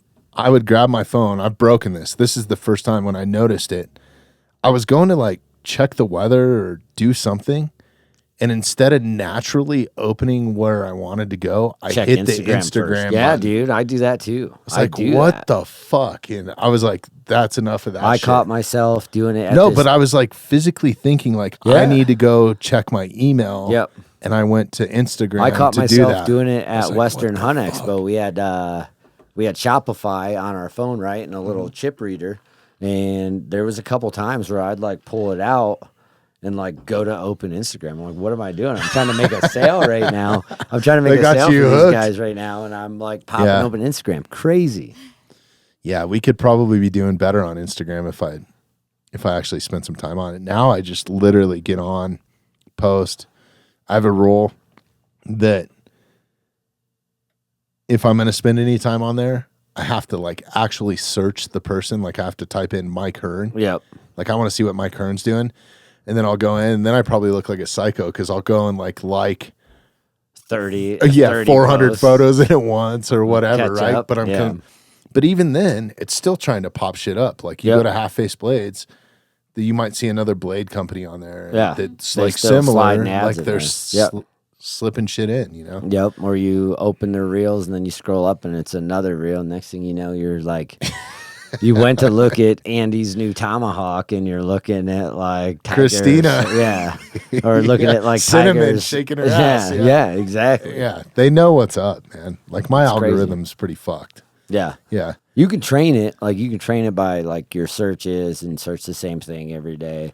Like you can train it, but it's still gonna like it feeds you what you want to see. So I listen to a lot of Gary Vee. I don't know if you that familiar. That dude's a freaking genius. I'm a big fan of that guy. Yeah. Like, positive attitude, but like his whole marketing, the way he spends time on these apps, like, and he sees like he's a practitioner of what he's doing in the marketing world. So like he sees these trends and like picks up on them as they're happening. Like people think he's predicting the future, but he's like, no, I'm paying attention to what's happening now. And I run my business because he runs an ad agency essentially in a marketing company, but he runs his business based off from like what's happening now. Whereas like, you know, Coca-Cola and BMW and all these like Fortune 500 companies they're like light years behind. He's like staying current with what's happening on Instagram, TikTok, LinkedIn, all these different social It's huge. platforms. We wouldn't have the platform that we have today if it wasn't for that. I mean, straight up. Which is, I think it's good and bad. Like I talked about the bad, but that's how we connected was the gram, right? So it's good and bad. You can build community with it. You can win. I mean, honestly, I think a lot of the stuff that happened with the wolf reintroduction or the mountain lion hunting ban, us winning the mountain lion hunting ban, I think can be attributed to like social media movement, like people getting 100%. On their platform, educating. I think people. Podcasts fall in that category too. Oh, I mean, 1,000%. That totally swayed the election this year on a lot of shit, man. Not just wildlife, man. Like, you know. The president having Joe Rogan having Donnie T on his podcast, is crazy. It's wild. It's wild. But you look at the stats and like how many people listen to it. You know what's wild to me is because I'm kind of working with somebody that's helping me out on the marketing side to help us get some better sponsors so I can produce more podcasts than one a week.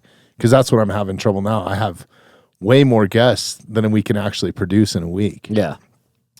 But they were telling me, they were like, even though that there's 4 million podcasts, there's only 400,000, like 10% of them only put out content regularly. Yeah. Or are still posting content. Like it's crazy to me that there's that many podcasts and then there's only that few that are still putting out content on a regular basis. Yeah. Which is huge.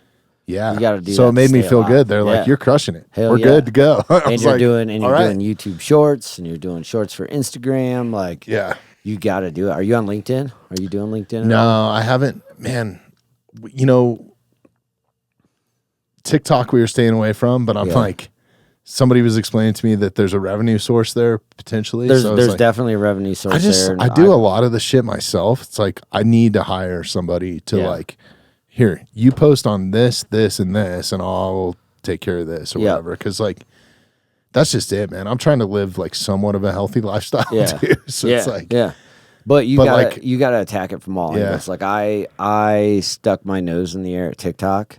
Yep. I don't have TikTok and now I can't download it. But like the people You that can't download it because it's banned. So if you Oh. there's iPhones selling on because you work for the. no, government? you can't go to your app store and try to download it. Seriously? Pull it up and try it. You can't download it. It's not in the app store. Oh, so but it's if only you people that but have if you had it. if you had it pre-ban or whatever. Well, we you did still- have an account, and then all you the still shit have came it. out, Yep. and then I deleted it. So now Well, I'm fucked. if you deleted it, you're fucked. Yeah. There's iPhones like you can.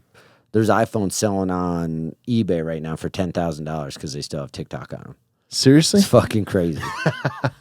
It's That's fucking crazy. crazy. Because if you go into your app store, it's not there. But if you downloaded it and you had it, like they shut TikTok down for like So you 24 can't even hours. go and watch the content. No, you can't get on the app. Well, good. Fuck them. Yeah. Sorry. But- But I know but- there's a lot of people that make their money off But seriously, of that too. yeah, there's a lot of people that got in on the platform early. They bought in, they got into the platform, like, and they built a business there. Like, right. and they're churning out some revenue. They're selling their product or they're Well, promoting their TikTok does podcast. pay you too, right? Like Yeah. they pay you like YouTube does, like Yep. through monetization. And type. Instagram will do that too. Right, but the thresholds are so fucking high, dude. It's and- unbelievable. And it's Instagram is way saturated, right? So what takes off in the Instagram algorithm versus, TikTok when it first came out, like you can blow up. And on TikTok, it's still a lot easier to go viral. And then once you go viral, all you gotta do, like I'm listening to Gary Vee wrote a book, and I wish I could remember the name off the top of my head. We can look it up. But I'm too. listening to it right now, and like there's people, like there's a dude that was riding his it's called Day Trading Attention is the name of the book, and like that's his whole thing is you and I, by saying fuck TikTok, we're not going to TikTok, you know what I mean? We didn't go where the attention was, right? You didn't go there with Mountainside. I didn't go there with my photos or whatever the fuck I'm doing. I still don't know what I'm doing on the internet, you know what I mean? But we didn't go there. That's where the attention was. So it was kind of stupid to stick your nose in the air at it. Well, that's what I've adopted with AI. When it was explained to me by some of the guys that were helping me out, they were like, listen, man, you can either use it to your advantage or you can stand on the soapbox and say it doesn't work. You know what I mean? I'm not saying you have to be fully invested, but did you know it does this? Yeah. Did you know it could do this? And I'm like, oh, fuck, that's all the shit I don't want to do. Yep. Change or get left behind. You know what I mean? But yeah, just use it to your advantage, I think. But with TikTok, like it like it's legit. Like people built whole businesses and brands on TikTok, and that's because initially there wasn't as many people competing for attention there. Right? Yeah, and so in the way TikTok's algorithm was, Instagram, like Meta's starting to adopt that same algorithm where, like, if I look up broadheads and I'm searching broadheads and I'm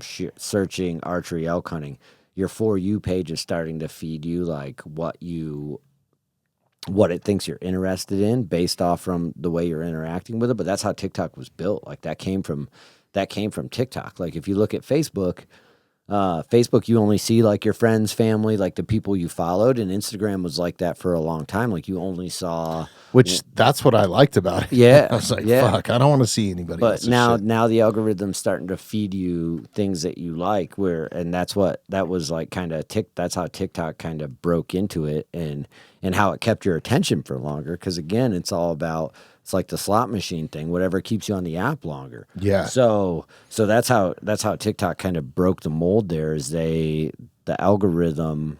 Like you look up, we went down a rabbit hole. One of the guys at work has TikTok. And I think we're down one now on social media. But we were looking up the cartel's TikToks. Like, oh shit, like Lambos in the jungle and like dudes making cocaine and like, dude, I would watch that. Guys jet boating like hundreds of pounds of coke across the thing. Yeah. But like it started feeding him more and more of that stuff. So we got to see all that stuff, right? So it's crazy, but yeah, you got to go. Bottom line is you have to go where the attention is, right? Like YouTube 100%. YouTube Shorts is huge. Well, YouTube just in general, I didn't realize it when somebody was explaining it to me, and that's why we produced better and more badass content. We have, whatever, $5,000 worth of cameras sitting in here now. Yeah. It's the second largest search engine in the world. Yeah, it is right now, behind Google. Right behind It's Google. Like people, and half the time people will Google and then click the YouTube to watch the video. yeah. So it's massive. It's wild though, like a short because we'll post the same content on Instagram and on YouTube, maybe not at the same time, but pretty close to it. And it's wild because like an Instagram reel will get like 5,000 views or something. And then you put it on YouTube and it gets like 30. Yeah. And then we've had ones on YouTube do 2.4 million views. Yeah. And that same clip gets like 100,000 views or something. It's so strange to me. It's the amount of attention that's there, right? So Yeah. like, and the way that the algorithm pushes the content. So it also goes into like LinkedIn. The stuff I post on LinkedIn is very different. It's a lot wordier. I'll throw a picture up there to grab attention, but it doesn't have to be a sexy video and like a quick hit type thing. Like you can write your thoughts Is down. LinkedIn, just because I'm ignorant to it, is it people specific or are there businesses on there? There's businesses on there, so it's businesses and people, right? Like LinkedIn is I get job notifications for like community marketing. I get hit up all the for time. I put community my rock and marketing roll roles. resume on there. It's not good to be. Dudes, but you can build a following on LinkedIn. Like I had coffee with a lady. She does marketing for a coffee company, kind of veteran-owned coffee company, and she lives in the Springs, and we're both on an island. We connected on LinkedIn. I went and had coffee with her, just picked her brain. I'm like, so she's got a mass communication degree, and like kind of picking her brain and how she got to where she is in the marketing world. That's badass. And but like she crushes it on LinkedIn, and all she does is write about stuff she's learning, her like daily experience working for the business, like kind of like daily life stuff, but she takes the time to write it out and put a picture there and post it. But that stuff crushes on LinkedIn. And then like LinkedIn's really good for B2B, like sponsorships, like talking about what you're doing with the podcast, talking about like the mission of the podcast, The business side of it. Gotcha. Like posting that stuff and like staying regular on LinkedIn. And like, oh man, like I need to hire like 3 or 4 more people. But next thing you know, like proper 12 whiskey sees it and like Come on, Connor, let's sees go. It's his whiskey's right there. He's like, you know what? Like I want to sponsor that. Like I want a piece of that. Yeah. So LinkedIn's really good for B2B. Like I think that's kind of where LinkedIn is strong, is like B2B, and it's you can find individuals like a podcast editor, like that's what LinkedIn's good for. But you should be on all of them. Like agreed. After kind of like really listening to what old Gary Vee says and taking that stuff to heart, it's like he's got a point. Like Have you you need to seen go where the attention is and the type of attention you want, right? And then you're short for YouTube Shorts.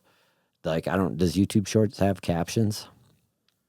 Yes. So like you change your content slightly for the platform it's going on. Right. Like my LinkedIn, I might post the same photo on LinkedIn, but my LinkedIn post is going to be all about like personal growth, marketing, business, and then my Instagram post is all about like you got to tailor growth. it to the audience, you right? Tailor it to the platform and the audience on or the platform. audience that you're trying to reach. Yeah.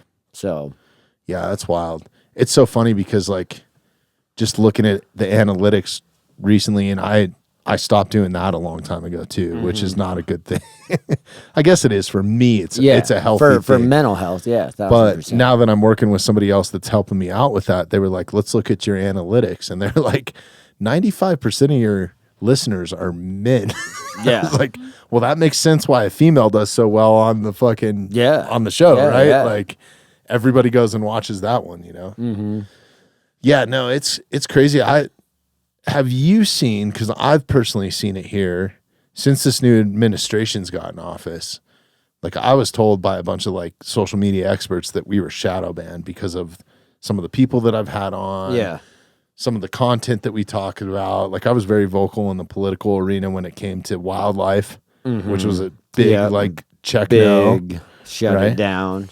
And then having former military guys on, like we've had to redact a couple episodes completely, like just Yeah. take them down Just completely. pull them out. So like if you go and look, there's a few episodes that are no longer up. Like just couldn't have them up. Yeah. It was fucking up somebody's career. So it's like, all right, well, we'll just take it down. Yeah. And they're a bitch to take down once you put them up. Yeah. So be careful on that. But I've noticed a huge like uptick in just how many views we're getting, followers now, like that sort of thing since that administration's come in, like a huge spike. Well, Meta specifically, like they went. Obviously, you saw Zuck was flying and meeting with Donnie and Mar-a-Lago, and like there's a it's getting on the Elon train. There's a new big dick in town, right? And fuck, they just brought Dana White in, so Dana White's got a stake in Meta now. Really? That's badass. Yeah, Dana White's like on the board, or I don't know what exactly, but he's involved in Meta now. But Meta went away from like their fact checkers and all that stuff and went to community. I saw him make that announcement. Yeah, and they went to community notes. So now, like allegedly, it's going to be free speech, a lot more free speech, a lot more like the shadow banning should be less. Allegedly, I'll believe it when I see it. But if you're seeing a huge uptick, that means it's working. But that community notes going away from we could just be doing better too. Yeah, could be doing better. Could be a combination, right? Yeah. But going away from that and going to kind of adopting that TikTok, the TikTokification of Instagram, like that's also like if you like the whole thing with the algorithm is right. It doesn't matter what it is, right? If you post something that hits and it does well and people engage with it, Instagram's going to pick that up and push it, right? And that's where like a lot of companies, like do you ever do any ads? Do you do ads on the socials at all? No, we've been hit up by a bunch of people, and I'm like, the one thing that I will stick to with this, and it's probably not the smartest thing, is I want everything to be organic growth. Like I haven't paid for one follower. Yeah. I haven't any of Which that I sort agree, of shit. like paying right? for followers is trash. Like definitely stay away from that. But like But no, we've had other like we get a ton of people reaching out to us, and if you're listening to this right now and you're one of those people, fuck right off. Like I'm not doing anything. Don't waste your time. I have nothing against you. I know you're trying to run a business, but I'm not going to advertise my podcast on Joe Rogan's podcast. Like it's not going to interrupt. Yeah. Right. And say like, go listen to the mountains. Like I'm just not doing that. No. So when I say ads, I'm talking like you put paid spend on social. So you know how you can go in and put the paid like spend boost on a there. post or something like that. Yeah. So if you have a post, if you run a podcast and it just crushes, right? Like had Beto on and he said something really like poetic and that crushed. That's something to look at and be like, okay, that crushed organically. Like put some paid spend behind it because then you reach out.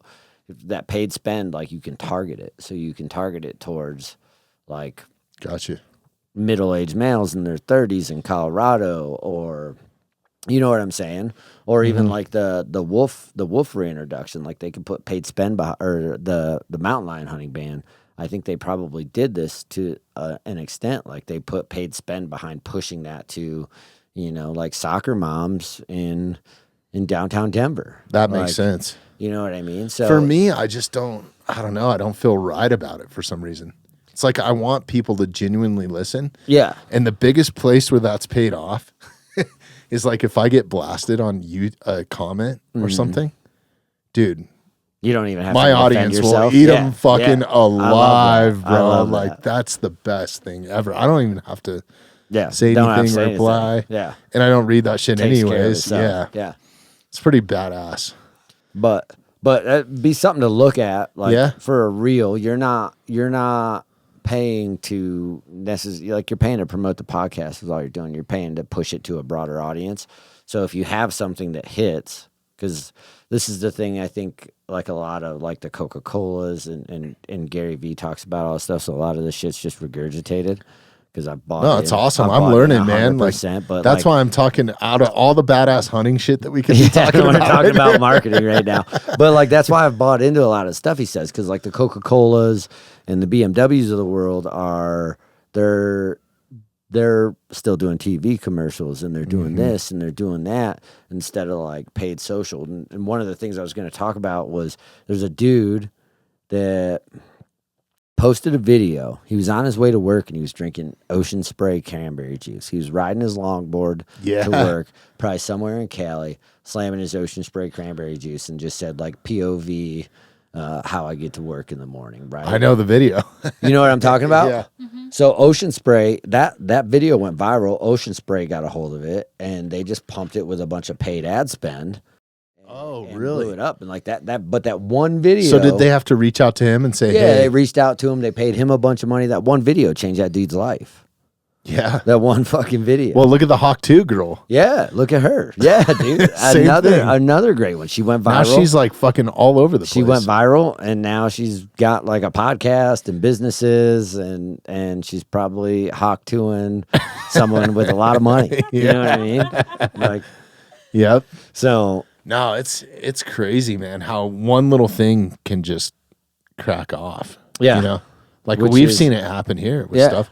Like we kind of got one happening right now with I took a gamble and hopefully no outlaw bikers show up here at the studio, but yeah, I took a gamble on one. We did an outlaw clip the other day just because I was like, it was a captivating part of the podcast. it was, you and it resounds with people. Like people relate to that, and people want to know about that life. You know Yeah. what I mean? So it's kind of a peek behind the black curtain of the 1% world. You know? Yeah, no, that's a wild world too. I mean, that was man. one of the first things I asked you about when I came Yeah. in. I saw it, and I was like, man, Believe that's me, cool. everybody's I been asking me. They're like, I watched the whole thing. You know? even my Hell's Angels buddies are reaching out and they're like, really? yeah. Like, dude, they get it though. It's yeah. just a real, authentic Right. conversation, you know? No, it was too, man. There's go and listen to episode 206 with Casey, man. Like, there's nobody that I've had sit in here that I think was more authentic than him. Yeah. Like, just 100% truthful. Like, he's been on his deathbed. Like, Yeah. He's already. he told me he had like 4 or 5 out of body experiences where he actually died. yeah. And he was looking at himself like on the operating table, like in war, like just all kinds of crazy shit. Now, do I believe all of that? When he sits here with conviction and tells me that, like, who am I to fucking Yeah. say it's real or not? Like, I'm just Exactly. listening to the story, man. Like, but it's wild, man. Like, that dude is something else, man. It's a blessing he's here. Yeah. After all the shit that he's been through, like, pretty much has chased death his whole life, whether it was suicide or whatever, and just open about it. And I think it's helpful for people to hear. Yeah, Like, that's one his approach story that could I've save taken. somebody's life. Right? Yeah, man. Like I always relate it to when I talk about stopping drinking alcohol. Yeah. Like, and I talk about it openly, which I don't do. You know what I mean? Because I sometimes I feel like it could come off as like looking for attention or whatever. But any of the times I've opened myself up and like talked about it, people hit me up and they're like, hey man, how'd you stop? Like, I got a problem, I want to stop or whatever. Like, people come to me and ask for advice. And I'm like, like and I've got a buddy, Cody Elford. We talked about him before Yeah. the show started. He's a great dude, Cody's man. an Like, amazing fucking human. incredible content. And look Yeah. at the following he's got. Like, Yeah, but that's what I'm he's trying to build is authentic, yeah, organic. And he's authentic and he shares his story, right? And that, I mean, him sharing his story and like some of his lowest of lows probably have saved a couple of guys. Like I've seen guys come up to him being like, hey man, your shit like saved my life. We've had Yeah, it happen here. I Yeah. don't ever share those stories like publicly because it's not my space, but like we've had people write in and be like, this episode Yeah. saved me from pulling a trigger or doing, Yeah. like that's why I still do this too. Like, it's the human connection. Yeah. I genuinely enjoy doing this. Yeah. Like, I love sitting here talking to you. Nothing's cooler than this. It's fucking great, man. And I think it's a lost art. Like, I think it's, where else do you do this? Where you like shelf the phone, you put it face down. Even if you go to a bar or out to dinner or something, there's all these distractions. Like, in here, you're expected to like sit down. You're just going to sit and down and talk. Yeah. Yeah. And I think it happens in the backcountry a little bit too. Right? It happens in the backcountry. It happens in combat. And, Yeah. You're right. There's not many places in the modern world where this happens and people remove the distractions. Plus, I'm learning. Like, I have like having doctors sitting here. Yeah. Like to have 2 uninterrupted hours with a neurophysiologist is unheard of, right? Yeah. Like, she barely had time to come in here. Yeah. You know, shout out to Dr. Kate Pate too, doing some amazing stuff. But like those sort of experiences, you can't get them anywhere else, man. So that's one reason why I do it. But then also when somebody writes in like that, and that's not even like in the back of my mind, I'm like, fuck. And I'm in tears reading an email that was submitted through our website. Yeah. It's like, that's pretty fucking cool. That's powerful. Yeah. And even if it's real. even if it's one person, whatever it may be, it's worth it. You know? Yeah, what I mean? 100%. Yeah. What, if you don't mind me asking, because we haven't really gotten into it, and if you don't want to talk about it publicly, that's fine. But why did you quit drinking? I took it. I caught myself taking it too far, like taking it way too far, like binge drinking, waking up the next day with a hangover, and like, all right, we're gonna like saying the cool thing, so I felt better about it. Like, we're gonna run it back, hair as a dog, you know what I mean, and like doing it for 3 days straight, 4 days straight, like just. And I saw it like starting to affect my life, and like I saw myself not wanting to, again, like go take photos or go out and fly fish or go hunting. Like I saw myself looking forward to partying, or if fly fishing was on the menu for that day, so wasn't crushing a bunch of beers and getting fucked up. Right. So I have an addictive personality as it is. Like, I don't do anything half-ass. If I join the Army, I'm not gonna like just play the trumpet right and be cool with it. Like, I gotta be the best or be a high performer. If I couldn't just be a hunter, I had to like work in the hunting space and figure out where I belong in the hunting space. All the way back to high school, I couldn't just take drugs recreationally. I had to be the guy that had the fucking best drugs for sale. Like, I can't just like be a participant, right? I have to be, I'm all the way in, and my buddy calls it like turbo alcoholic syndrome, because he's the same way.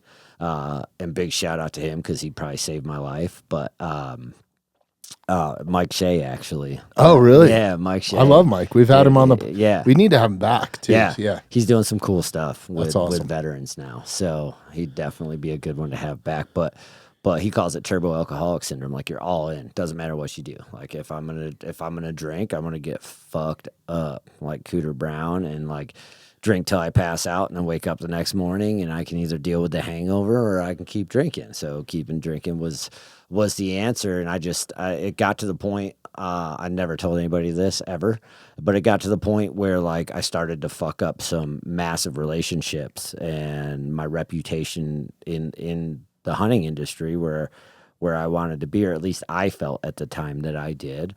And like, I was contemplating suicide because of it. And I was like, Fuck. man, not where I want to be. So it was Mike Shea. This was 918 days ago. I woke up at 5 a.m. on my couch. I had been drinking for 4 days straight. And then a buddy had me come to his house, because I was like, I reached out. I was like, man, I'm having a hard time.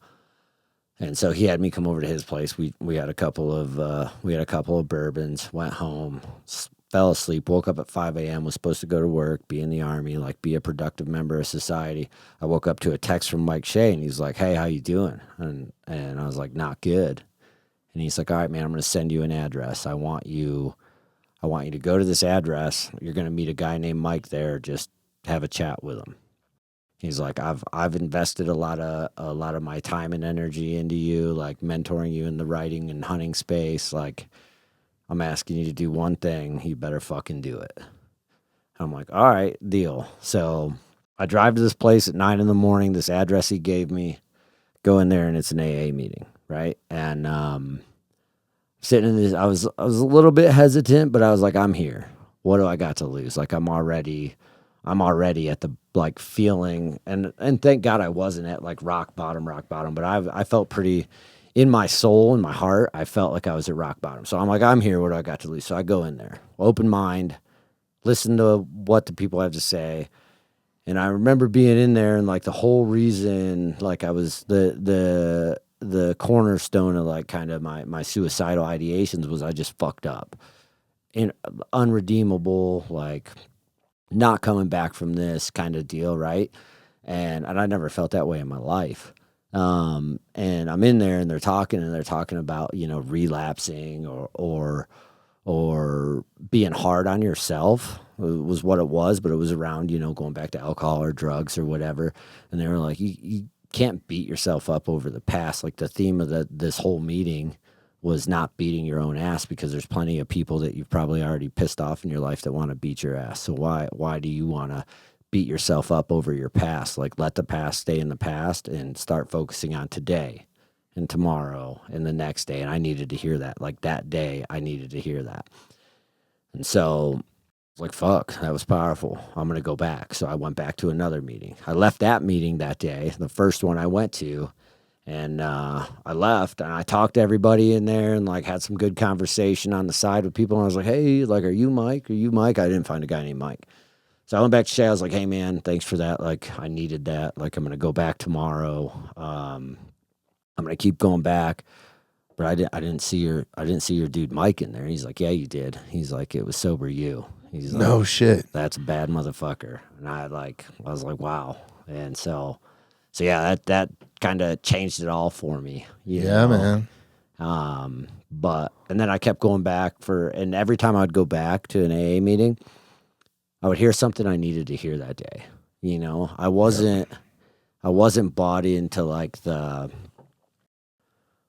it works for some people, and I don't go to meetings today, but I'm thankful that they're out there and they're doing that work. It's not for everybody, but it helped me at the time, and it got me to the point where I could where I could stay sober on my own, which I'm grateful for. But every time I'd go back, I would hear something I needed to hear, like something I was feeling, like something that was on my heart, like something I would be thinking about or like fretting about or have anxiety about. Like it just kept the topic started getting covered. And then like through that, was never really a religious guy, and I'm still not like super religious, but I'm starting to develop a relationship with God and like really believe in God. And it all started there because all these synchronicities, all these things, like walking into that first meeting and feeling the way I felt and like really like beating the shit out of myself going in there about how I fucked my life up or I fucked my potential future career up.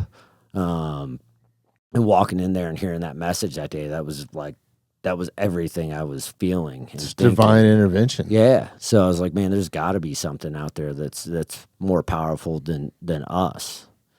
So I started to build a relationship with God through that too. But that's the story. Damn, man, that's heavy. Yeah. That's yeah, I don't know, man. I've struggled with a lot of like faith being one of them for sure. But having so many people sitting here and share stories like you just shared has made me question it. Yeah. You know what I mean? Like, so, dude, I could get something out of that, like, Yeah. and I'm sure that there's a ton of people listening that do. So thanks for sharing it first off, man. And I'm happy for you, dude. I'm proud of you. Thank you. Because it's not an easy thing to do. Like, I still struggle with it. Like,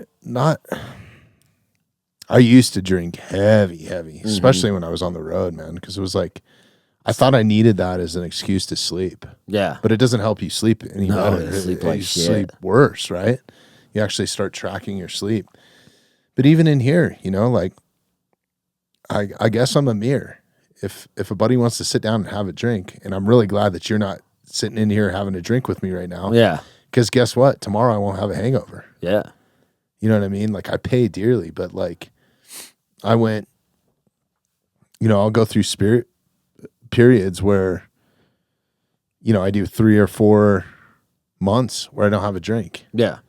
And then I'll have a night where it's like you're out with the boys, so it's like one night, 2 nights in a row or something like that. And it's just not, you feel like shit, dude. It like cognitively, it fucks me up for a long time. Yeah. Like, what did you notice cognitively, like being you're 900 days sober? Is that what you said? Yeah, and like 918. Bro, that's fucking awesome, man. Yeah. So coming up on 3 years in August. Proud of you, dude. Thank that's you. Fucking rad, dude. I think the biggest thing I realized, that like the number one thing that I realized that helped me out was I'm not missing out on anything by not drinking. I'm not missing out on a single fucking thing.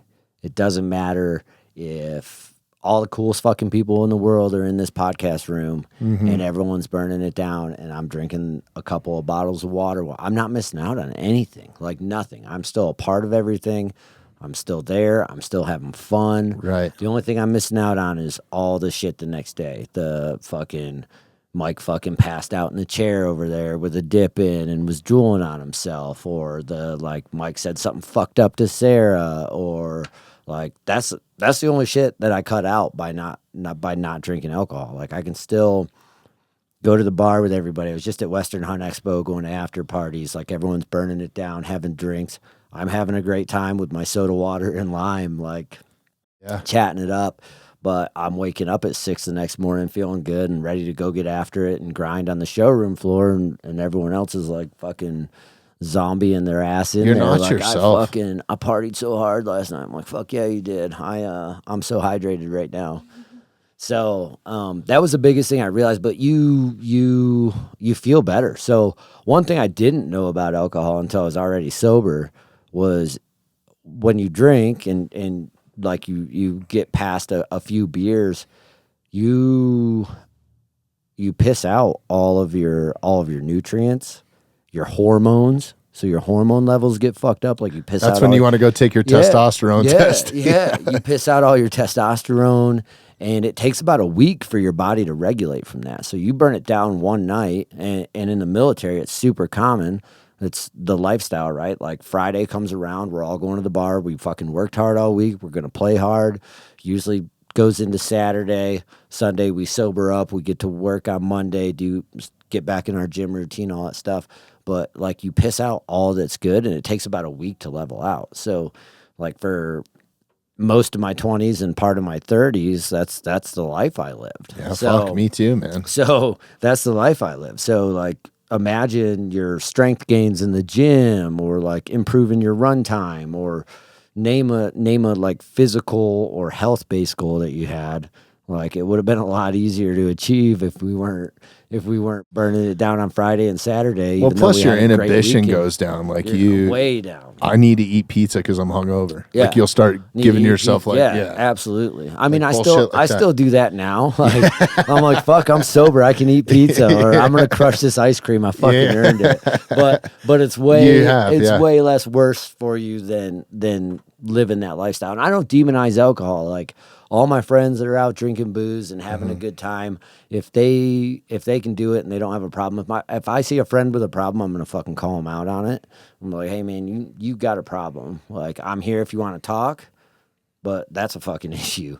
I'm here if you want to talk, but I'm not gonna like fucking turn my back on them if they don't, you know. But I don't demonize it. Like the people, like if folks that like to drink, like I'll go to bars with friends. Like we'll meet up at a bar, and I'll drink my soda water with lime. Like that's my new soda water's the best. That's my replacement for bourbon, right? Is a soda water with lime. So I don't demonize it, and I the number one thing. But your bank account's gotten bigger. Yeah, the bank account's healthy. But the number one thing that like really I realized, and that's when it clicked for me, is I felt like I was missing out by not drinking. So up until the point where I had like where I fucked up, or I thought I fucked up big time, I was sober I wasn't drinking I didn't drink for 6 months.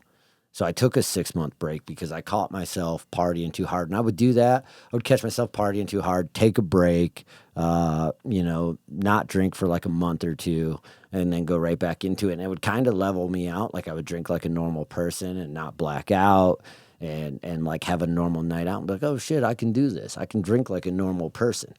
I took that 6-month break.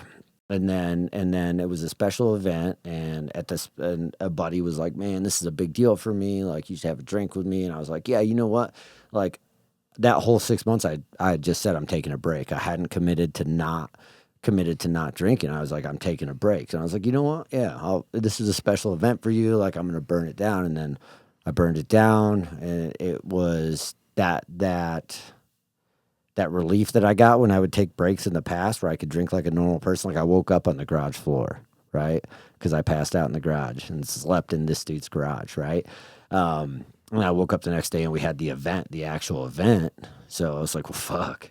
There's no fucking way I'm dealing with this sober, like in this hangover and talking to people. So I was like, fuck it, let's run it back. And then ran it back that day. Yeah. Went downhill. But so I realized, like, I was like, well, fuck Some that. people feel like they have to drink to be social too. Man. Yeah. Like I've been caught in that, honestly, where it's like, fuck. Yeah, my roommate, that's his thing. He's like, I'm way more social if I have a couple of drinks. And I'm like, you're giving yourself an excuse to drink, but if you want to say that you got to be social, like I'm not going to argue with you till you're ready to stop. But yeah, but taking that break and then going right back to where I was 6 months ago, you know, like blacking out and like people telling me stories about it the night before. I was like, well, fuck, that didn't work, obviously. And then I took it a step further and kind of did dumb shit, said dumb shit, kind of could have burned my life down in all honesty, and felt like I did at the time. And then you have the have you ever heard the term hangxiety? Like you wake up with a hangover and you have like extra high levels of anxiety because you don't know what you did the night before. You don't know what people are like, what stories. Like the movie Hangover. Yeah, dude. It's exactly like that. There's a fucking jungle cat in the bathroom. Right? Yeah. So like the hangxiety, all that shit, like I don't miss it. And after being, you know, sober for so long, it's like I don't the only thing I miss is like drinking. I'd like the taste of beer, like a good red beer or an amber. They make non-alcoholic beers, man. Yeah, but it's not the same. Yeah.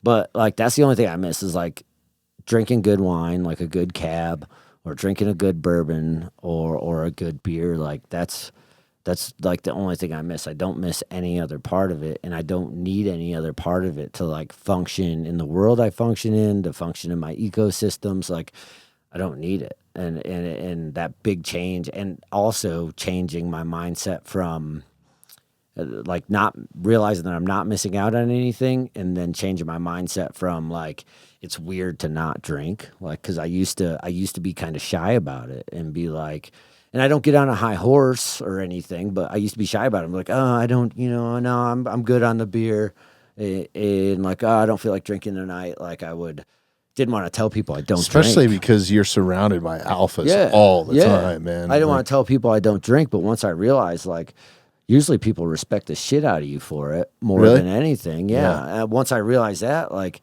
and because drinking was a part of who I am too. I thought, you know, like I've still got buddies in Texas that are like, man, I wish you still drank. Like you're a fucking good time. Like you're a fucking I could good see that. time. Yeah. You know what I mean?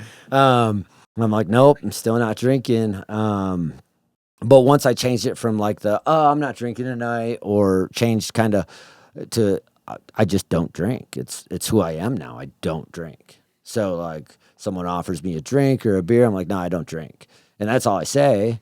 And that's the end of it. And I realized that like shortly after I quit drinking, I was on Kodiak Island. I saw my buddy Cole Kramer. He was out at the local bar. He's like, come down to the bar, hang out. So I went down to the bar to hang out, and he kept trying to buy me beers. And finally he asked me, he's like, hey man, are you just not drinking or like you quit drinking?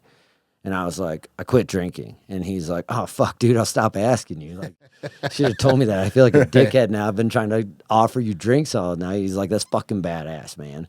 And I was like, oh, yeah. Like, I guess if you're just open with it, and like, I don't drink, leave it at that, it makes it a lot easier. And then it becomes part of, like, who you are, like a bow hunter, a dad. You know what I mean? Like, it's, you can replace that identity with anything. Yeah. Yeah. So and you'll probably feel better doing it. You feel good. You feel great. Yeah. That's awesome, man. That's fucking incredible. And for Mike Shea to pull that off. Yeah. That's pretty fucking. That was powerful. That's cool, man. I think that's a cool. I don't think move. he understands how powerful that was for me. Like to this day, like every time I tell that story, I get teary eyed because like that. Yeah, man. That moment. You had me teary eyed. Yeah, that moment was fucking huge in my life. So that's rad, man. Well, fucking keep it up, dude. That's my hat goes off to you. Like I think there's so many people that I know firsthand that have ruined their lives because of alcohol, whether they fucking got a DUI and had to CDL driver's license Yeah. or fucking, I mean, there's so many different ways. And then like some of the law enforcement dudes that I've had in here, they're just like 99% of the bad shit that we go on, there's some sort of drug or alcohol or something, something altering involved with it, right? Like people aren't just out making these decisions rationally. Yeah. And the dumbest decisions I've ever made in my entire life have been completely drunk. Yeah. Yeah. You know, whether they were fun or not or whatever, like, yeah, it's fucking, you just do stupid shit, man. Yeah. Play stupid games, get stupid prizes. Yeah, for sure. Yeah, no, that's awesome, man. Well, thanks for sharing it too, dude. We actually need to wrap this up. Yeah, we do. You got to go. Fuck. We got deep into that. We did. I love it. Mike, I love having you in here. I'd love to have you back. Real quick before we jump off, let's drop whatever you got coming up. Anything you publicly want. Well, I'm working with the Elon Musk of tripods now, so that's nice. pretty cool. Shout out to these guys, Tricer. They make tripods. My buddy Drew was like, we're getting into the deep shit now. And now we're wrapping up. But, you just got to come back. Yeah, come back. Let's do it. Okay. But long story short, I resigned from Born Primitive. It was a tough choice to make for me, but and I was scared. There was a lot of fear around it. You know, that whole first step thing. And within 3 minutes of me sending my resignation email, Drew hit me up and had some work for me to do. And I'm like, holy shit, look at the world working, look at the universe working, God, whatever you want to call it. But he makes a phenomenal product. So if you're a hunter or an outdoorsman and he's getting ready to drop, right now the tripod lineup is all for glassing specifically. And like the way he thinks about which is something that's really needed because most of those tripods that are badass are kind of heavy. Yeah. He makes a super lightweight quality product for glassing specifically. You can get good photography tripods. Like he makes a really good mission specific, but he's getting ready to break into the shooting world. So they're launching a bipod and 3 tripods. 2 are going to be bigger, heavier PRS style tripods. And then one's going to be like a hunting backpackable carry specific tripod. So all that stuff's out there in the world. Awesome. Instagram handle. At Mike_Herne, HERNE. Let's go. Give Mike a follow. Let's go. Let's wrap it up so you can get on to your thing, man. Thanks for your time. Dude, I know you've been so burning much. the candle at all ends to get here. Both and ends. Yeah, it's awesome, man. I always love having you in. We'll have you back and yeah, let's go. Cool. All right. Thanks, Mike. Bro. Thanks for listening to the Mountainside Podcast. If you haven't had a chance to do this already, please take a moment, follow, like, subscribe, or rate on whatever platform you catch the Mountainside Podcast at. If you'd like some more information on upcoming episodes, safety tips, access to all of our affiliates, and all the badass discounts that we get here at the Mountainside Podcast, check out themountainsidepodcast.com.